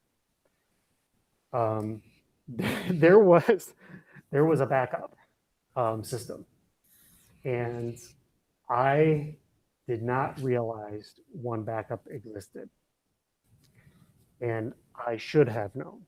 It was my responsibility to know, and it failed. The system failed, the backup failed, it all failed. Now, what did I do about it? I took responsibility. Again, my boss is going to be the first person to know from me, right? I marched into my boss's office as a young administrator, looked him dead in the eye and said, you need to fire me. Pretty unusual way to start a conversation, but I was dead honest. He looked me in the eye and he said, look, he said, we all make mistakes. He said, this was a big one, but you just need to fix it. Go fix it. And I did. I was able to recover the data and make everything okay. But what I learned from that particular superintendent is that we all make mistakes. And unless it's a situation where people are continually making mistakes, that's a whole different situation. But if it's a one-time mistake and it's something that can be forgiven, forgive that person, pat them on the back, pick them up, and move along. And that's what I learned from that situation, from that particular superintendent. He was a tremendous man, Bob Irvin. He passed a few years ago, but he's a tremendous superintendent, wonderful man. And he taught me grace. He taught me to have a little grace in leadership. Thank you. Mrs. Leish. Oh, okay. How will you hold your staff who report to you accountable to high standards? How will you ensure that administrators hold staff accountable to high standards as well? Good question. When it comes to high standards, everybody hopes that everybody would be on board and want high standards and really want to work at the highest of their ability. Occasionally it doesn't happen, but you have to have continual conversations. Again, the feedback loop. You have to have continual conversations with your staff, with your administrators, talking about what the expectations are. Here's what we're shooting for. Here are the goals that we're going to reach. And as we look at the data, as we look at the results and we find that things aren't working out, we ask the why. And so we continually have those conversations, and I expect them to have those conversations as well with their teachers and with their parapros and the interventionists and all of those people, and making sure that they're on top of that. That's their responsibility. I believe in what I call ownership. You own that. If I'm the high school principal, I own that. I own everything that happens in that school. I work my tail off to make sure that things are done right, that teachers really care about what they're doing, and that they're really engaged in the learning, making sure that they're focusing on the kids and making sure that they're learning. That's the most important piece. Now, occasionally you get the outlier. You get the one employee who says, "I'm going to do it my way." I have a role called the no maverick role amongst my administrators. And it means when we get together as a group and we talk, we have monthly meetings, our administrators do. And if we sit down and we agree to do something a certain way as a group, no single administrator has the ability to change that decision, go back and be a maverick and do their own thing. That's what that role is about. But sometimes it still happens. So what do you do? Well, here's what you do. Number one, you make sure you give them a second chance and make sure they understand what the expectations are. So you clearly communicate to that person, whether it's an administrator or a teacher. And all of the administrators should know this. You clearly indicate, hey, here's my expectation, but here's what I'm seeing. And they don't line up. I really need you to kind of change your ways and move where you're going in the direction of where the district wants to go. And if they don't respond to that, then we go down what I call the path. It's like a fork in the road. There's the district's way, and then there's the employee's way. And we continually have those conversations, and eventually they become written conversations and documented and that kind of thing. And if that employee continues to go their own way, rather than the way we've decided as a building or as a district to go, then that's, unfortunately, we get to the point where we say, look, we need to part ways. And those are hard conversations to have. All of those conversations along the way are hard conversation to have. But it's that courage that an administrator has to have in order to have those hard conversations. Because without those hard conversations, we will never get to excellence. Thank you. Mrs. Ryder. Hi. This has been dealt with periodically this evening, but schools may have to quickly develop outside the box responses to crises. How have you kept up on recent major events such as COVID-19 and also the social racial unrest? What has been your most successful and innovative idea dealing with a crisis which altered the organization or operation of schools? And then why did it succeed? And or what have you done? What would you have done differently in hindsight? Okay. There are several questions in there. Well, let me break it down a little bit. Number one, I have kept abreast of the recent events, mostly through conversations and meetings and that kind of thing with our personnel, with the superintendent of schools. We're doing a wonderful job as a county, as a RISA right now, in being all together on one page as superintendents are. They're having constant conversations, making sure that their plans are aligned mostly, and making sure that we're all moving together in the most sensible way possible. I got to tell you, that's going to be the hardest part of this job for whoever gets this position. And it's going to have to be the number one thing that they're thinking about when they step into that seat. The reality is, again, courage and making the right decisions. That's part of this position. And not everybody's going to be happy when plans roll out. But the reality is we have to do whatever is best for the safety of kids, and best for the school. And teachers, especially teachers as well, and parapros. So we have to keep that in mind as we move forward. Could you read the second part of that? I'm sorry. The other part is social or racial unrest. And then what's the most innovative thing that you've done that was successful? Like an example of a crisis, right? Yeah. So an example of a crisis would be this. We had a contractor who was pretty much in charge of our administration of one of our online programs.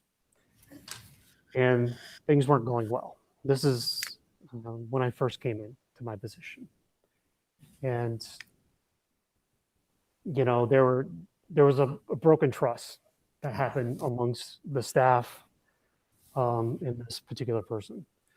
And we had to work really hard to rebuild that trust. And what I had to do was I had to listen. I had to go to the people and hear what was going on and learn exactly what was happening. And make changes and make strategy in order to make things better again. There's these long-term crises that happen. The important piece is this. Number one, go in having a strategy. But number two, making sure you're flexible to change and making sure you're having conversations with people and making sure you're hearing people. Decisions like this shouldn't be made in a bubble. So what was the outcome? Really we had turned around our buildings, our program, so that we're now concentrating on what we should be concentrating on, and that's the education of kids. It was no longer about the drama of this particular contractor or anything like that. It was about learning, and those are the conversations we have now, which is wonderful, a wonderful thing. Now, the shorter type of crises, those are the immediate, instant kind of crises that happen that you're not expecting or you don't see coming. Those are a little different, and it's all about preparation and planning and drilling and making sure that you are ready to go. I have a rule amongst my schools: lockdown drills take place within the first couple of weeks, because we want to make sure any new kids know what to do. We want to make sure that any new staff know what to do. Preparation on 9/11, preparation is what kept the death toll from being 3,000, kept it from being higher, much higher, because I can't remember the actual number of people in there, but it was multitudes higher of the number of people that were in those buildings that day. And there was a gentleman who was charged with the security of that particular building. And the work that he did to continually prepare people for an event saved thousands of lives. So preparation is number one. So one experience I had is I'm sitting in my office one day, and Mr. Eichberg, our superintendent, was not in. He was off at some event. And immediately one of the secretaries comes in and says, "Hey, we've got a problem. There's been a bus crash just outside of our office." And I was like, "Wow, okay, well, let's take a look." Go outside, and we had a bus that was hung up on power lines on the corner. Crazy situation I've ever seen. I don't ever ask me how it happened. It happened. It was, you just have to deal with what you're given. But the first thing I did is I went there. I'd been trained to know that the first thing you do is say, I'm the top person in the organization here. At this point, I'm in charge. lack of any police officers being there at the time. And so I took charge. I made sure everybody had a job. Most people had already given themselves jobs, made sure that the kids did not, or personnel did not get off the bus because there's a live wire hanging on the bus. You touch the ground, it's not good. And so we had people directing traffic. I was, making sure that people were where they needed to be. And I made sure that people were safe until the police chief arrived. And then I turned the seat over to the police chief, and I just made sure that I was supporting them and making sure that everybody was doing what they're supposed to be doing. It was all about preparation, knowing what I'm supposed to do and what my role is, my particular role. Everybody has a role when these situations happen.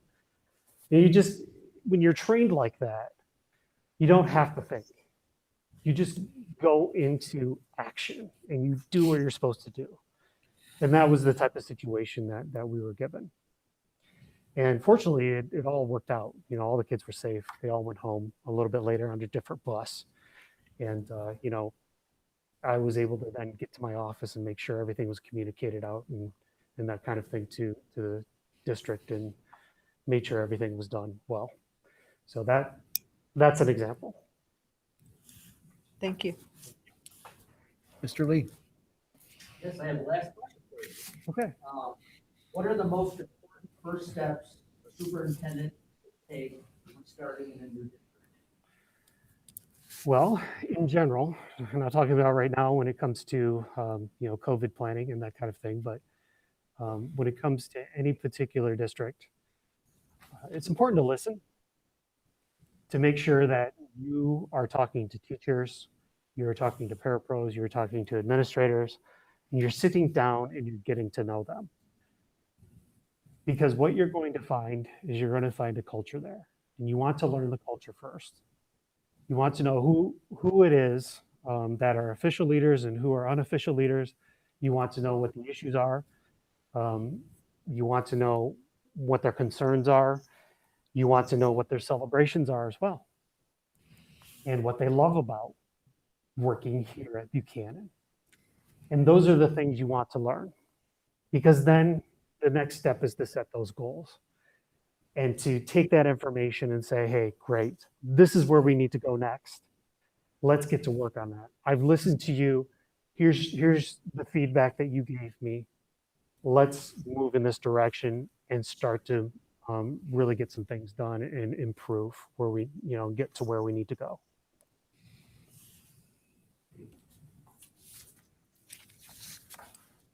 Thank you. So we're gonna turn it to you now. Do you have a question you'd like to ask of the board, or do you have a brief closing statement you'd like to make? Yeah, I do. I've, as you know, I'm a resident. I live here. I'm a part of the community. Have a graduate, and I've been in some of the board meetings. I watched Dr. Lindley present. I know some of the issues that have come to pass in the last year. Because of all of that, what's your goal as a board moving forward? That's really my biggest question, because I want to make sure that we're moving together as a group should I be selected. And so that's my big question. That's a big question. Well, what's your goal moving forward?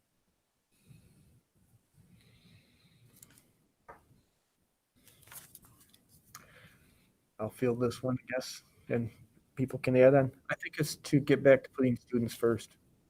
I think that's really what we want to do, is focus on the kids and make sure that that's where our efforts are going.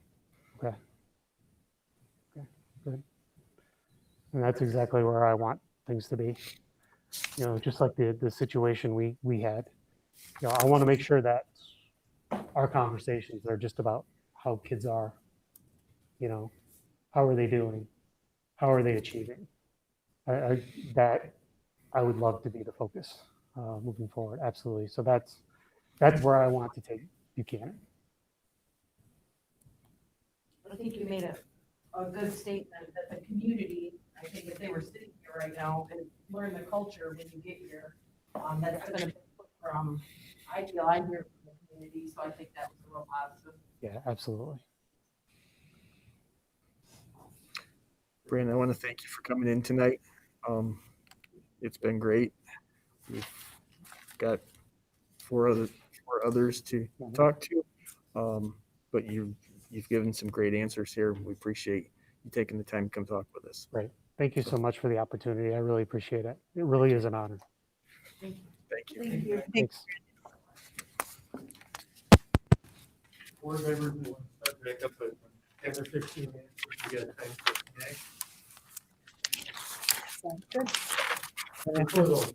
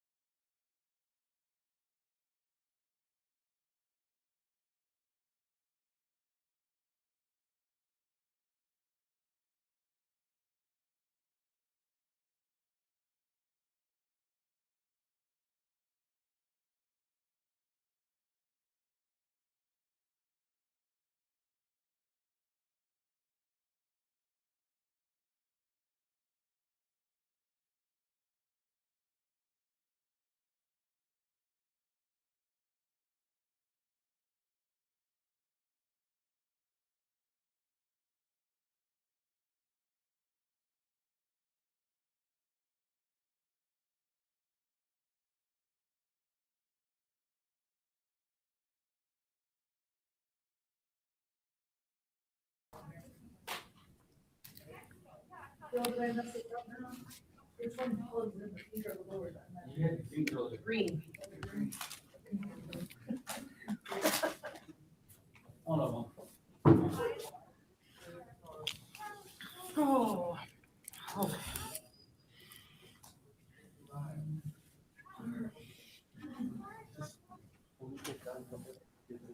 Members of the Board of Education, I'd like to introduce our next candidate, is Dot Blackwell. Good evening. Yeah. Welcome. Thank you.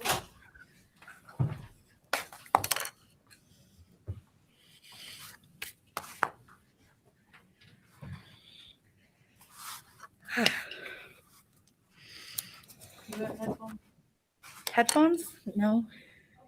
We have them for you. Oh, thank you. There's one person that's remote. Oh, okay.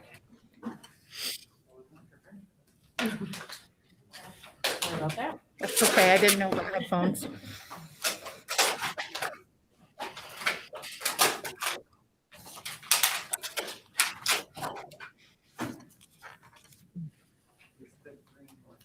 Okay. Just the green one? Okay, perfect. Thank you. No problem. Okay, no problem. Okay. And flip that down. The mic. Do we need Tell the this, mic? you need the mic? You do not need the mic. You do not need the mic. I don't need it. Okay.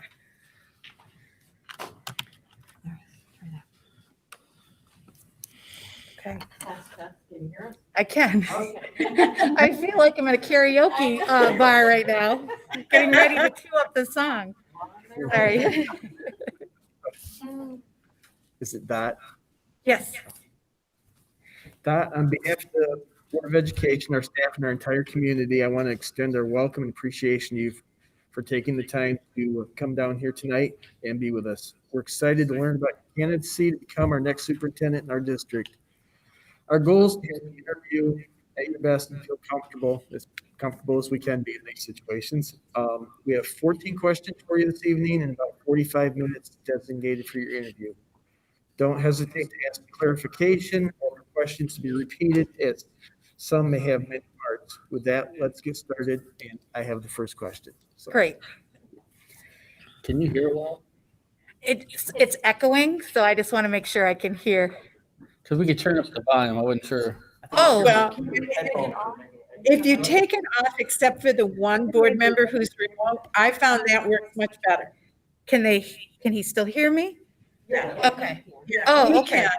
Okay. And I If he assume, speaks, then I can put him back on? Tell you when. yeah. Okay, that's great. Yeah, because it's sort of echoing. Thank you. Yeah. Well, you guys are pros. This is like your third time. Yeah. I'm Okay. sorry. Could you repeat your name again? I'm Dennis Wentworth. Dennis. Hi. Nice to meet you. Nice to meet you. The members of the Board of Education had an opportunity to review your materials, but our audience members have not. Can you please share your educational background, positions you've held, and relevant experience that led you to be here interviewing for this job today? Well, I started my journey in education back as an elementary teacher at Beecher Community Schools, north side of Flint. From there, I moved over to Carmen Ainsworth, did many years there before becoming an assistant principal at Woodland Elementary. From there, I actually became a principal in the Lansing School District at Gunnisonville Elementary, which is no longer there. If you're familiar with the Lansing area, it was the northernmost school. It almost felt like it was DeWitt.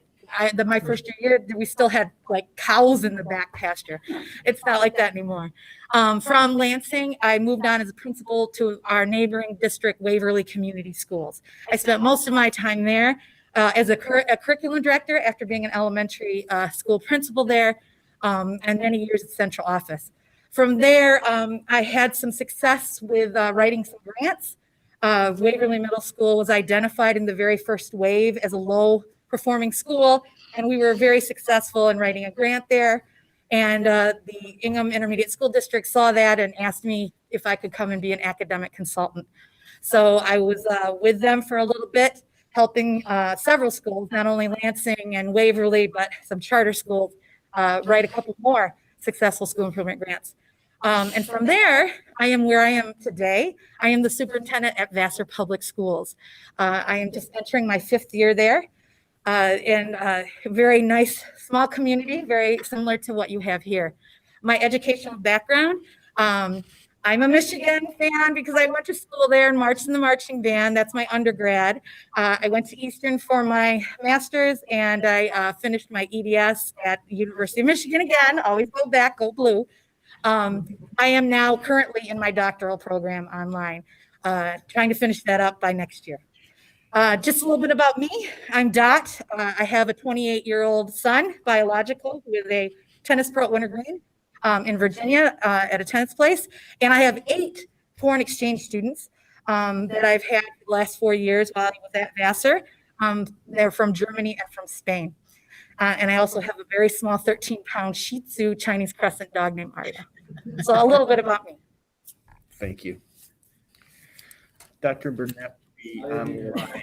Okay. All right. Dr. Burnett. Yes, go blue. Oh, go.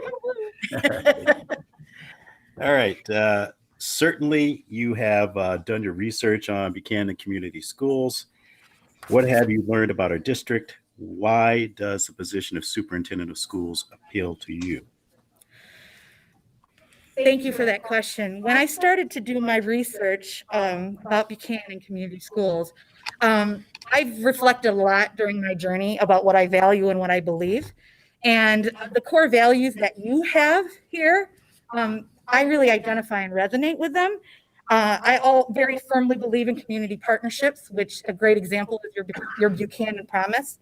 Another thing that I think is very important is that you also value persistence and effort and making sure that relationships are true. And I see that in your virtual academy, your Step Up Academy, your credit recovery. I also know that the one belief that genuinely reflects to my own mantra, of course, is the responsibility of creating resilient and creative students. That's hand in hand in what I believe. And so when I'm looking for places that I fit and align my beliefs and my core values. A little bit more about what I've researched and I've really excited about is your work in PLCs. I've done a lot of work with Solution Tree with PLCs as well.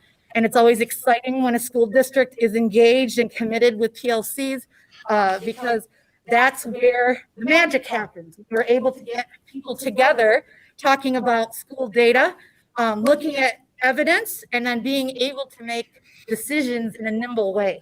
So not only understanding what the expectations are, but what are we going to do with the students that aren't meeting our expectations? What are we going to do to respond through intervention through MTSS? And then what do we do with those kids that are beyond, that we need to continue to push and strive for some more? So there are many things. Another thing that really connected with me is your small community. I come from a small community too. You're a little bit bigger, and that's exciting to me. Thank you. Mr. Dvornik. School districts today are facing financial challenges, especially districts the size of Buchanan. What has been your experience in budget development, monitoring a budget, and ensuring the precious funds and resources are focused towards raising student achievement? As you all know, we're grappling with a very difficult budget here. We actually had to pass our balanced budget. We were worried about the proration that was happening and actually had done a lot of work in district about what kinds of cuts we would take to handle that. Luckily, we were able to utilize our ability through pupil accounting, which I also take part with our secretarial staff, which is outstanding. And we were able to recover 26 FTE. So that helped us a great deal. So with budgeting, this year we did zero-based budgeting because we realized the situation that we were involved in. So we basically went line by line by line to look at, what is it that we really have to have. And I don't know, just in my history, I have been very lucky with grants.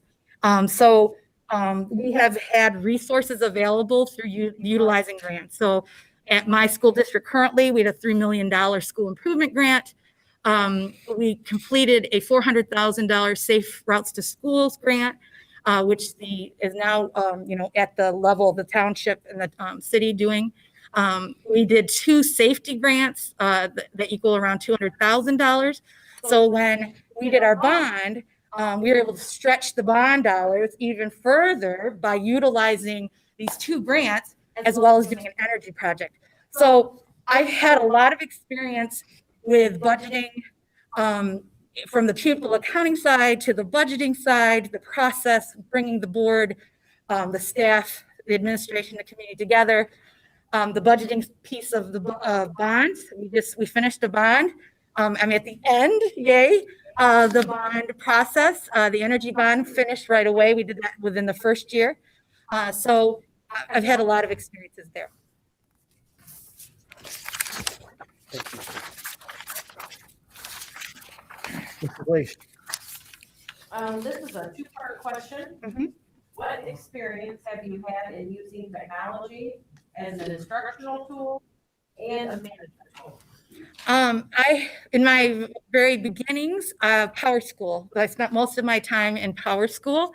And then when I became a Vulcan, they are in Skyward. The entire county is in Skyward. So I learned Skyward really, really quickly.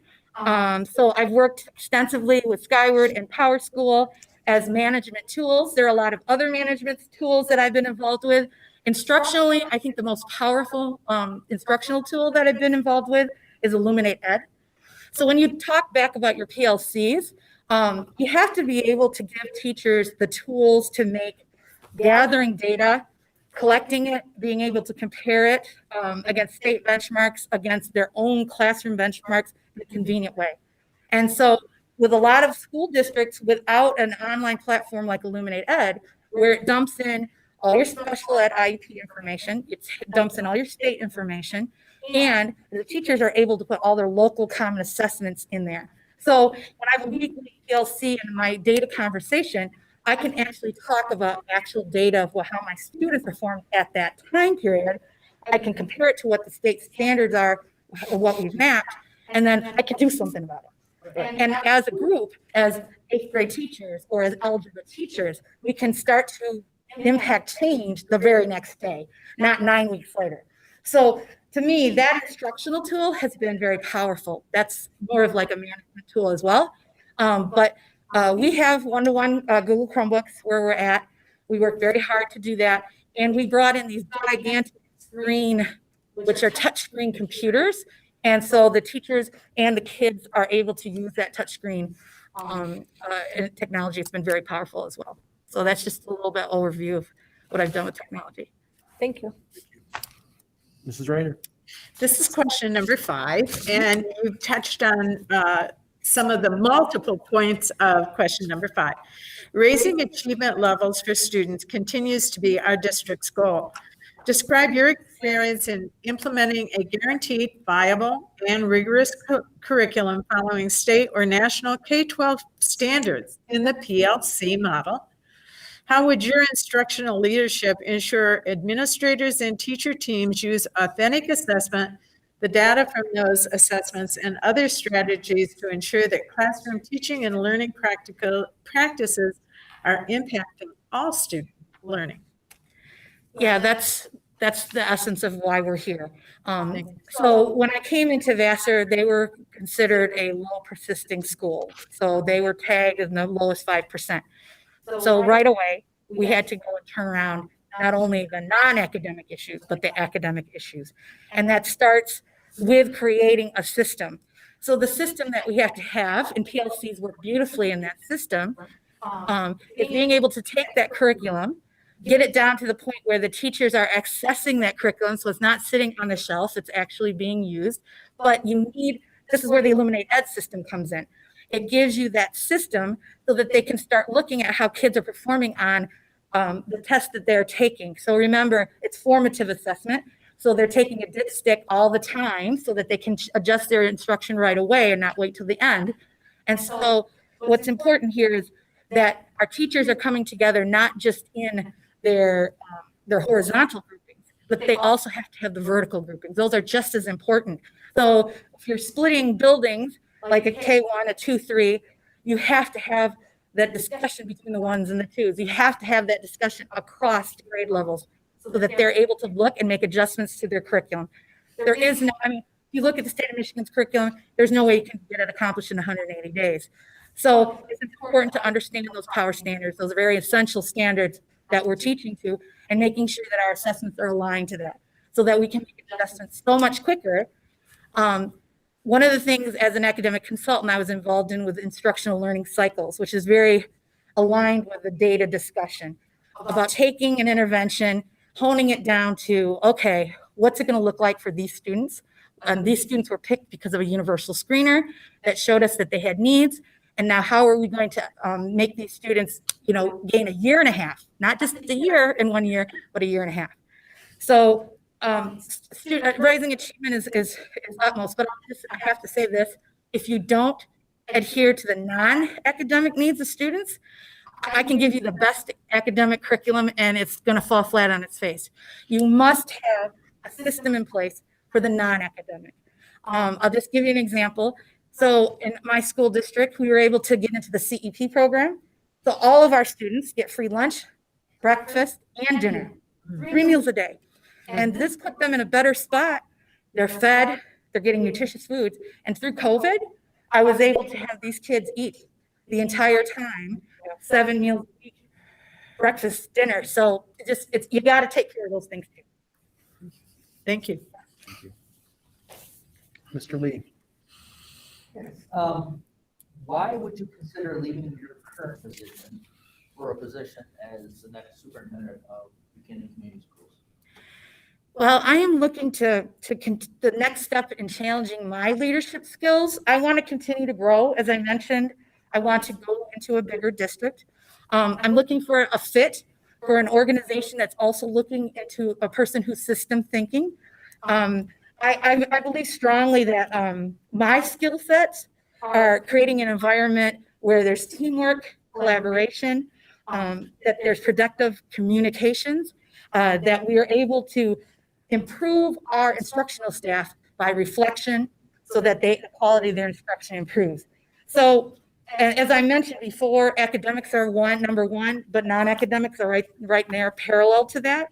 And so I also have a huge dedication to diversity. I myself have a rich culture that I love to share, and I believe that we should be sharing. If our students are truly to be competitive globally, they need to be a part of the entire global community. So that's important to me. And so the reason my community is a wonderful community, just like your community here is a wonderful community. I want to keep going. I want to keep improving myself, and I want to bring my skill set to a community that fits for that skill set. Thank you. Mrs. Tobwood. What experience do you have in developing a culture of mutual support and appreciation, of making the school a place where kids want to learn and staff members want to work? I am extroverted. I don't know if you could tell that yet. I am very active. So I'm a teacher. I'm the master teacher. As a superintendent, I'm a master teacher. So I'm able to jump in any classroom at any time. Sometimes the languages are a little bit hard, but I jump in and take over and teach. You have to walk the talk. I know that's cliche, but people must see you. You must be accessible. You must be visible. In my little community, I'm out in the community. I'm involved. Go to if I have, like when we're working on bonds, I was doing, soup with the superintendent. I was donuts with Doc. So I have no problem going out to the community.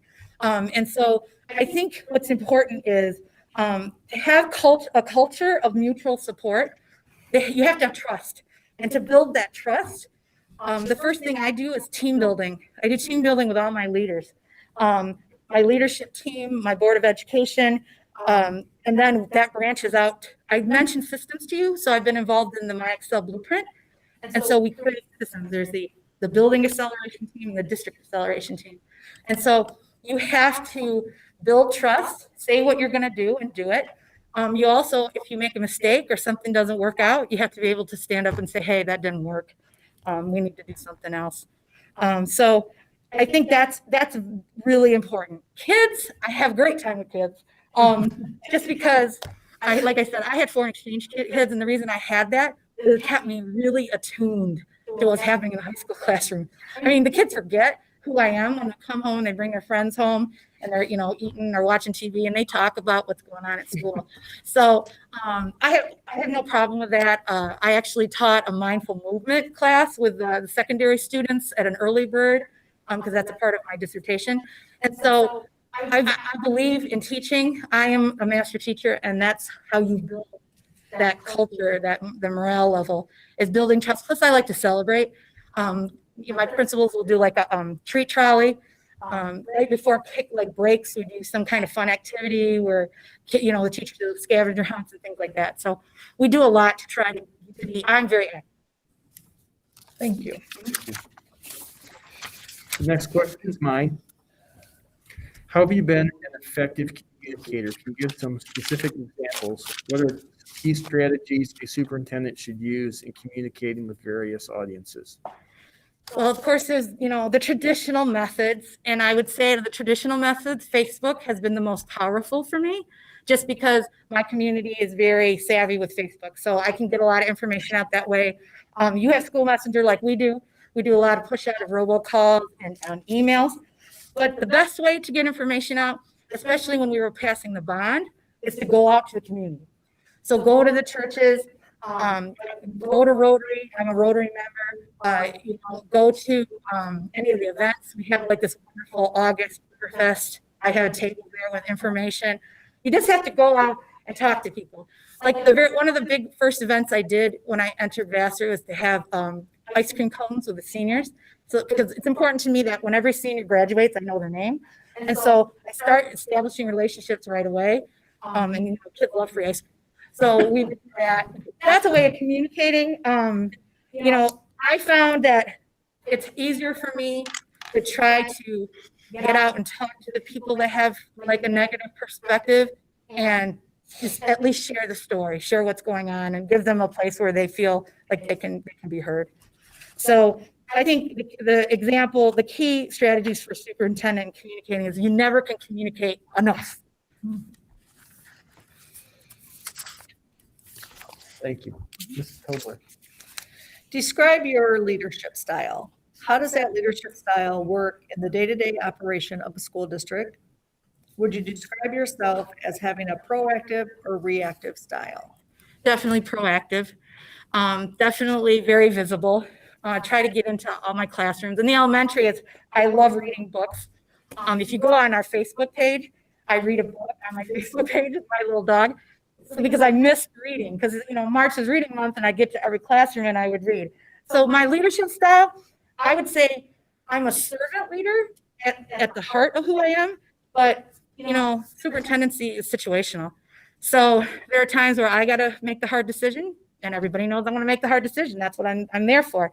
But this is the one thing I find. I'm a very collaborative person, and a lot of people like to say they believe in collaboration and they do the collaboration. But until you really do it, people say they want it, but when it happens, all of a sudden there's responsibility. And all of a sudden it's like, this isn't that easy. Why don't you just tell us what to do? I'm like, oh, no. This is collaboration. We all are responsible. So that's the kind of leader I am. I believe in working with my principals to give them space to take risks, to do things, to try things, to allow their teachers, their teacher leaders to do things. But I'm not afraid to say, hey, we don't have the money or the support for that. We just can't do that either. Because, fiscal responsibility is the most important, especially in the situations that we're in right now. So it's easier to be very clear with the expectation of what we can and cannot do fiscally. And then, encourage people to write grants. And I actually had 2 cadets. Those are the high school kids that they do like a work to learn experience. And I had 2 boys, love them, that did grant writing with me. So they were writing the small mimic grants and everything. And so, just utilizing the resources that we have there is really important. So that's the kind of leader I am. Thank you. Thank you. You want to put your add on the text questions from Dr. Burnett. Okay. This is question number 10. It is essential that the board and the superintendent are on the same page and together are a high-functioning, effective leadership team. Briefly describe what you see the role of the board and the role of the superintendent is, and what do you see as the key elements of a great board-superintendent relationship? This is a really great question. The board and the superintendent's relationship is paramount to the success of the district. We have to work as a team. There has to be clear communication. The one thing that I pride myself in is being very transparent and informing my board. So if something happens, my board knows before, the coffee shop in the corner. So it's important that my board members, I work with them. We do team building because, as you know, the board's most important job is hiring the superintendent, developing the policies, making sure that we're fiscally responsible. But at the same time, I have to work as a partner so that we are meeting the expectations of our strategic plan. So one of the things I noticed when I came to my school district now is we didn't have a strategic plan. So it was one of the first things we did do is I brought the board together and I said, we need some belief statements. What do we truly believe? What is the parameter for how our decisions are going to be made? Of course, that's a fiscal parameter. Nothing takes precedence over K-12 education. So once we established that with our strategic plan base, then we brought in stakeholders and we came to the public library and we did I think it was 5 meetings. And we actually broke it down to goal areas, action plans, and so that we could align our resources to fit those action plans of what we want to accomplish. So the board is very important and pivotal in that. And my communication with the board is very important as well. And if things aren't going the way they need to be going, that needs to be communicated as well. It's easier to see an issue coming up and prevent it and come with a solution. And so I think it's a partnership. Thank you. Mr. Glamek. Everybody in a leadership position has made mistakes. Describe one significant mistake that you have made. What was the fallout? How did you deal with it? And what did you learn? So when I started at Vassar, they had some history of trying to get a bond pass, and they never could really get to the table. So that was like the first decree. I thought my first decree was going to be turn the local farming school around, but it was no, we need to get the bond pass. So, and it's true. The facilities were very old and we need to get the bond pass. So in my naivete as a new superintendent, I thought, I'm going to seek out the naysayers. I'm going to go to the farmers. I'm going to go to the Tea Party people. I'm going to try to change the minds of the naysayers. And that was a total disaster. I couldn't, there was no way. I thought, being open and authentic and real, that would change their minds. But no matter how hard I try to reach them and give them information and talk about how, certain ways they could save on their taxes, I was just barking up the wrong tree. And so in result, we failed. We failed our very first attempt at the bond, and it was a devastating blow, but being who I am, went right back at it. So we failed it the first time. The second time we went again.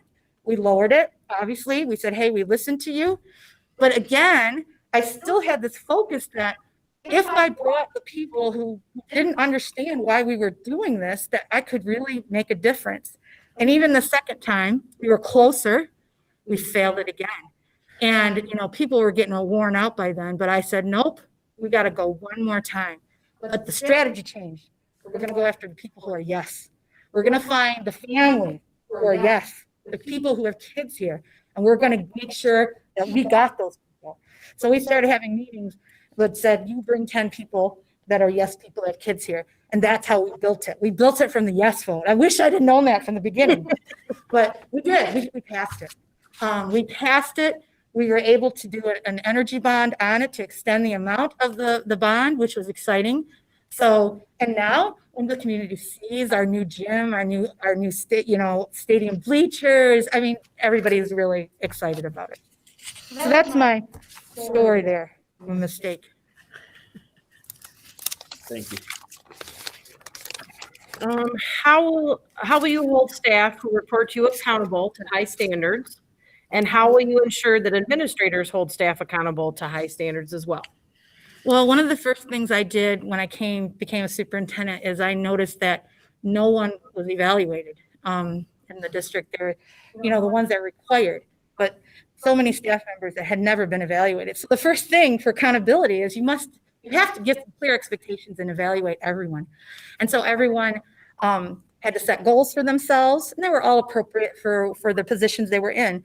But just that change in mindset that, what I'm doing is important. I'm going to actually be evaluated on this, and someone's going to, ask me about this. That sort of changed, the sort of mindset of what we're doing and why we're doing it. The other thing that we did with the principals is we calibrated our walkthroughs. So it's one thing to go in a classroom and say, okay, I'm the principal, I'm going to come and observe you. It's a different thing when there's a group of administrators that go in a classroom, and we've calibrated across elementary to secondary to say, these are the things we're looking for when we come to observe your classroom. These are the standards. And we are checking ourselves, because the very first time we did that, oh my goodness, the elementary or secondary people, far, far, far apart. But we calibrated. We started seeing, we went together in rooms after rooms after rooms. And then when teachers saw that we were doing that, it made a difference to them. Okay, they're actually learning and doing something themselves to make us better. So how do you hold people to high standards? They have to know clear expectations of what's expected of them. You have to work with them. I've released teachers, I've released support staff in my 5 years. They have to know what's expected. They have to be given the direction, the support, the professional development. And sometimes you have that conversation that this might not be the right place.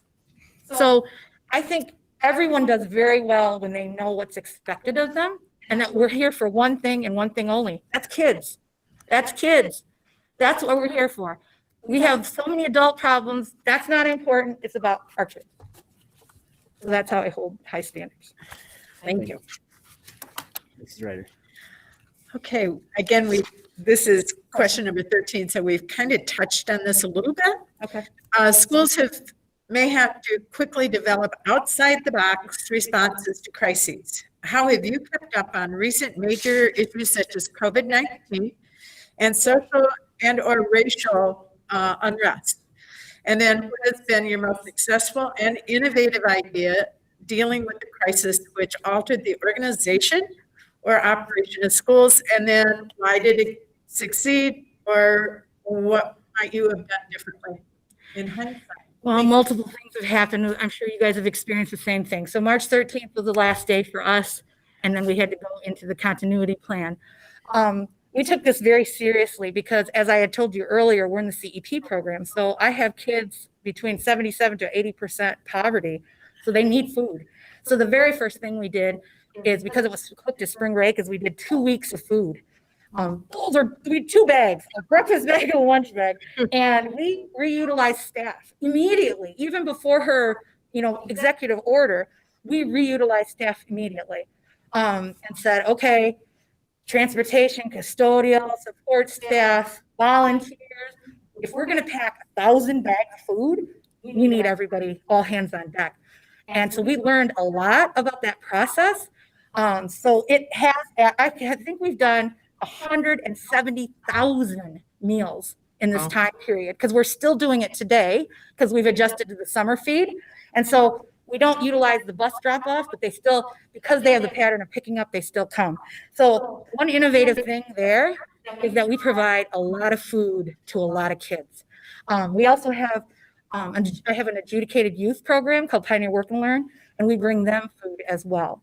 So that's one thing that we dealt with the crisis. The other thing was using staff in a different way. There was a lot of controversy when in the county, because some school districts, people didn't come do things and some districts did. And we said, hey, if teachers are going to have to come in and make packets, or if they're going to have to do something in their classrooms, we have to disinfect those classrooms. And I don't have enough custodial staff. So we redeployed staff to start disinfecting rooms on a schedule. and do food service and do the distribution, which did not necessarily go well with a lot of people. A lot of people were like, I'm not a custodian. So we had to really work through those issues. I mean, none of your questions ask about labor relations, but I've negotiated all the contracts. And so labor relations is a very important aspect of being a superintendent.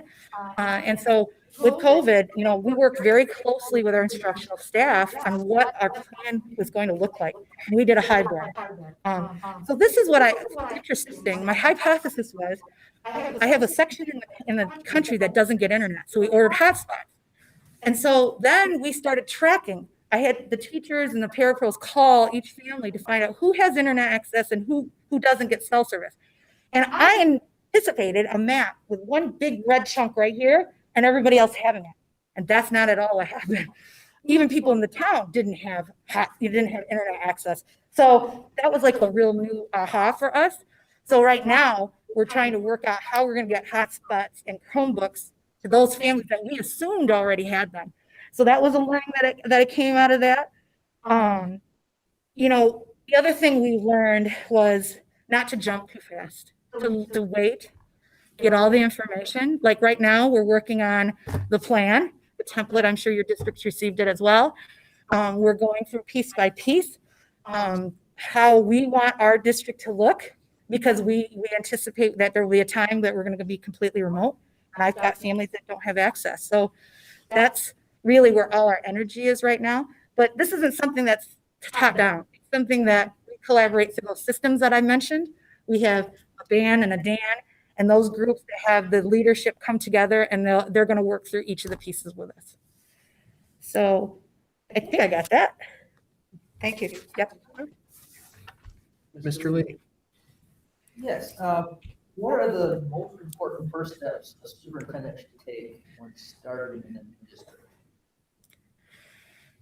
Well, I think very important is to start meeting everybody, leadership teams, union leaders. We've had these, the priests and the pastors group would come together. I need to meet everyone. They need to know who I am, get to start to build that trusting relationship. So like within the first 100 days, I need to be here, visible, starting those relationships, meeting people. And then, as you guys know, we have to have that plan done. That's like number one. That plan's due to the state on August 15th to the ISDs. And so that's very imperative that we have that, under control, and that I know that you're doing strategic planning, but I need to really get engulfed in what you're doing with strategic planning. I need to meet with each of the staffs, and then, just start getting in the nitty gritty. I have no problem jumping in and getting to work. There's this whole thing about sit back and watch and stuff. Yeah. There's also, we're at a time now we've got to get work done. Work's got to get done. And so that's like very important to get to meet people. And of course, to live here. I live in my community where I'm at now. I would have to come and live here. So that's important to me as well. Thank you. We'll turn it around now, so it's your turn to ask the questions. Do you have any questions you'd like to ask of the board, or do you have a closing statement you'd like to make? I think what's important, the message that I want to leave with you is that I am a systems thinking person. When I'm coming to be a partner in a school organization that's continuing to learn and wanting to improve itself, what I have found in organizations is that we're sort of piecemealed and compartmentalized. And I bring to the table my skill set is working collaboratively together towards a common vision and mission of where we're going, and communicating that. I think it's important to be a vital part of the community and, to be on the ground, in the classrooms, in the community, as part of what's going on here.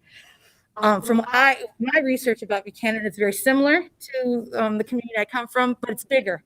And that's what I'm looking for. I'm looking to grow my skill set and my skills as a leader into a bigger and a bigger organization. So I'm just excited and honored that you have invited me here and had this wonderful conversation.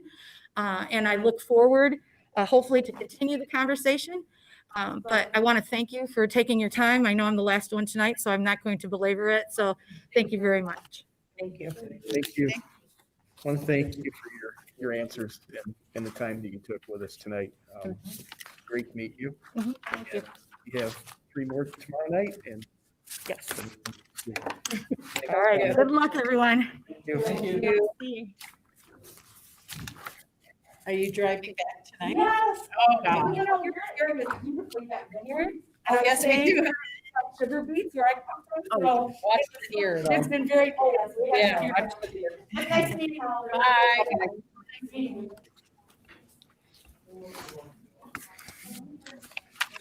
Okay.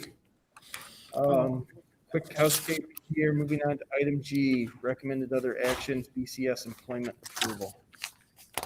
I move the Board of Education approves the employment of employee 938444. Second. Is there any discussion? Mr. Donahue had sent everyone an email, so we'd be informed of the questions here. Is there any discussion? Roll call, please. Mr. Lee, Yes. Dr. Burnett? Yes. He said yes. Oh, did he? Oh, I Yeah. don't have my. Yeah. don't have my ears. Yes. Mrs. Rodriguez, Mrs. Tobler? Mr. Devlamic? Yes. Mrs. Lesh? Mr. Wentworth? Questions and comments from board members? Anything tonight? Next meeting tomorrow night, 5:30 PM. Meeting is Oh, yeah. adjourned.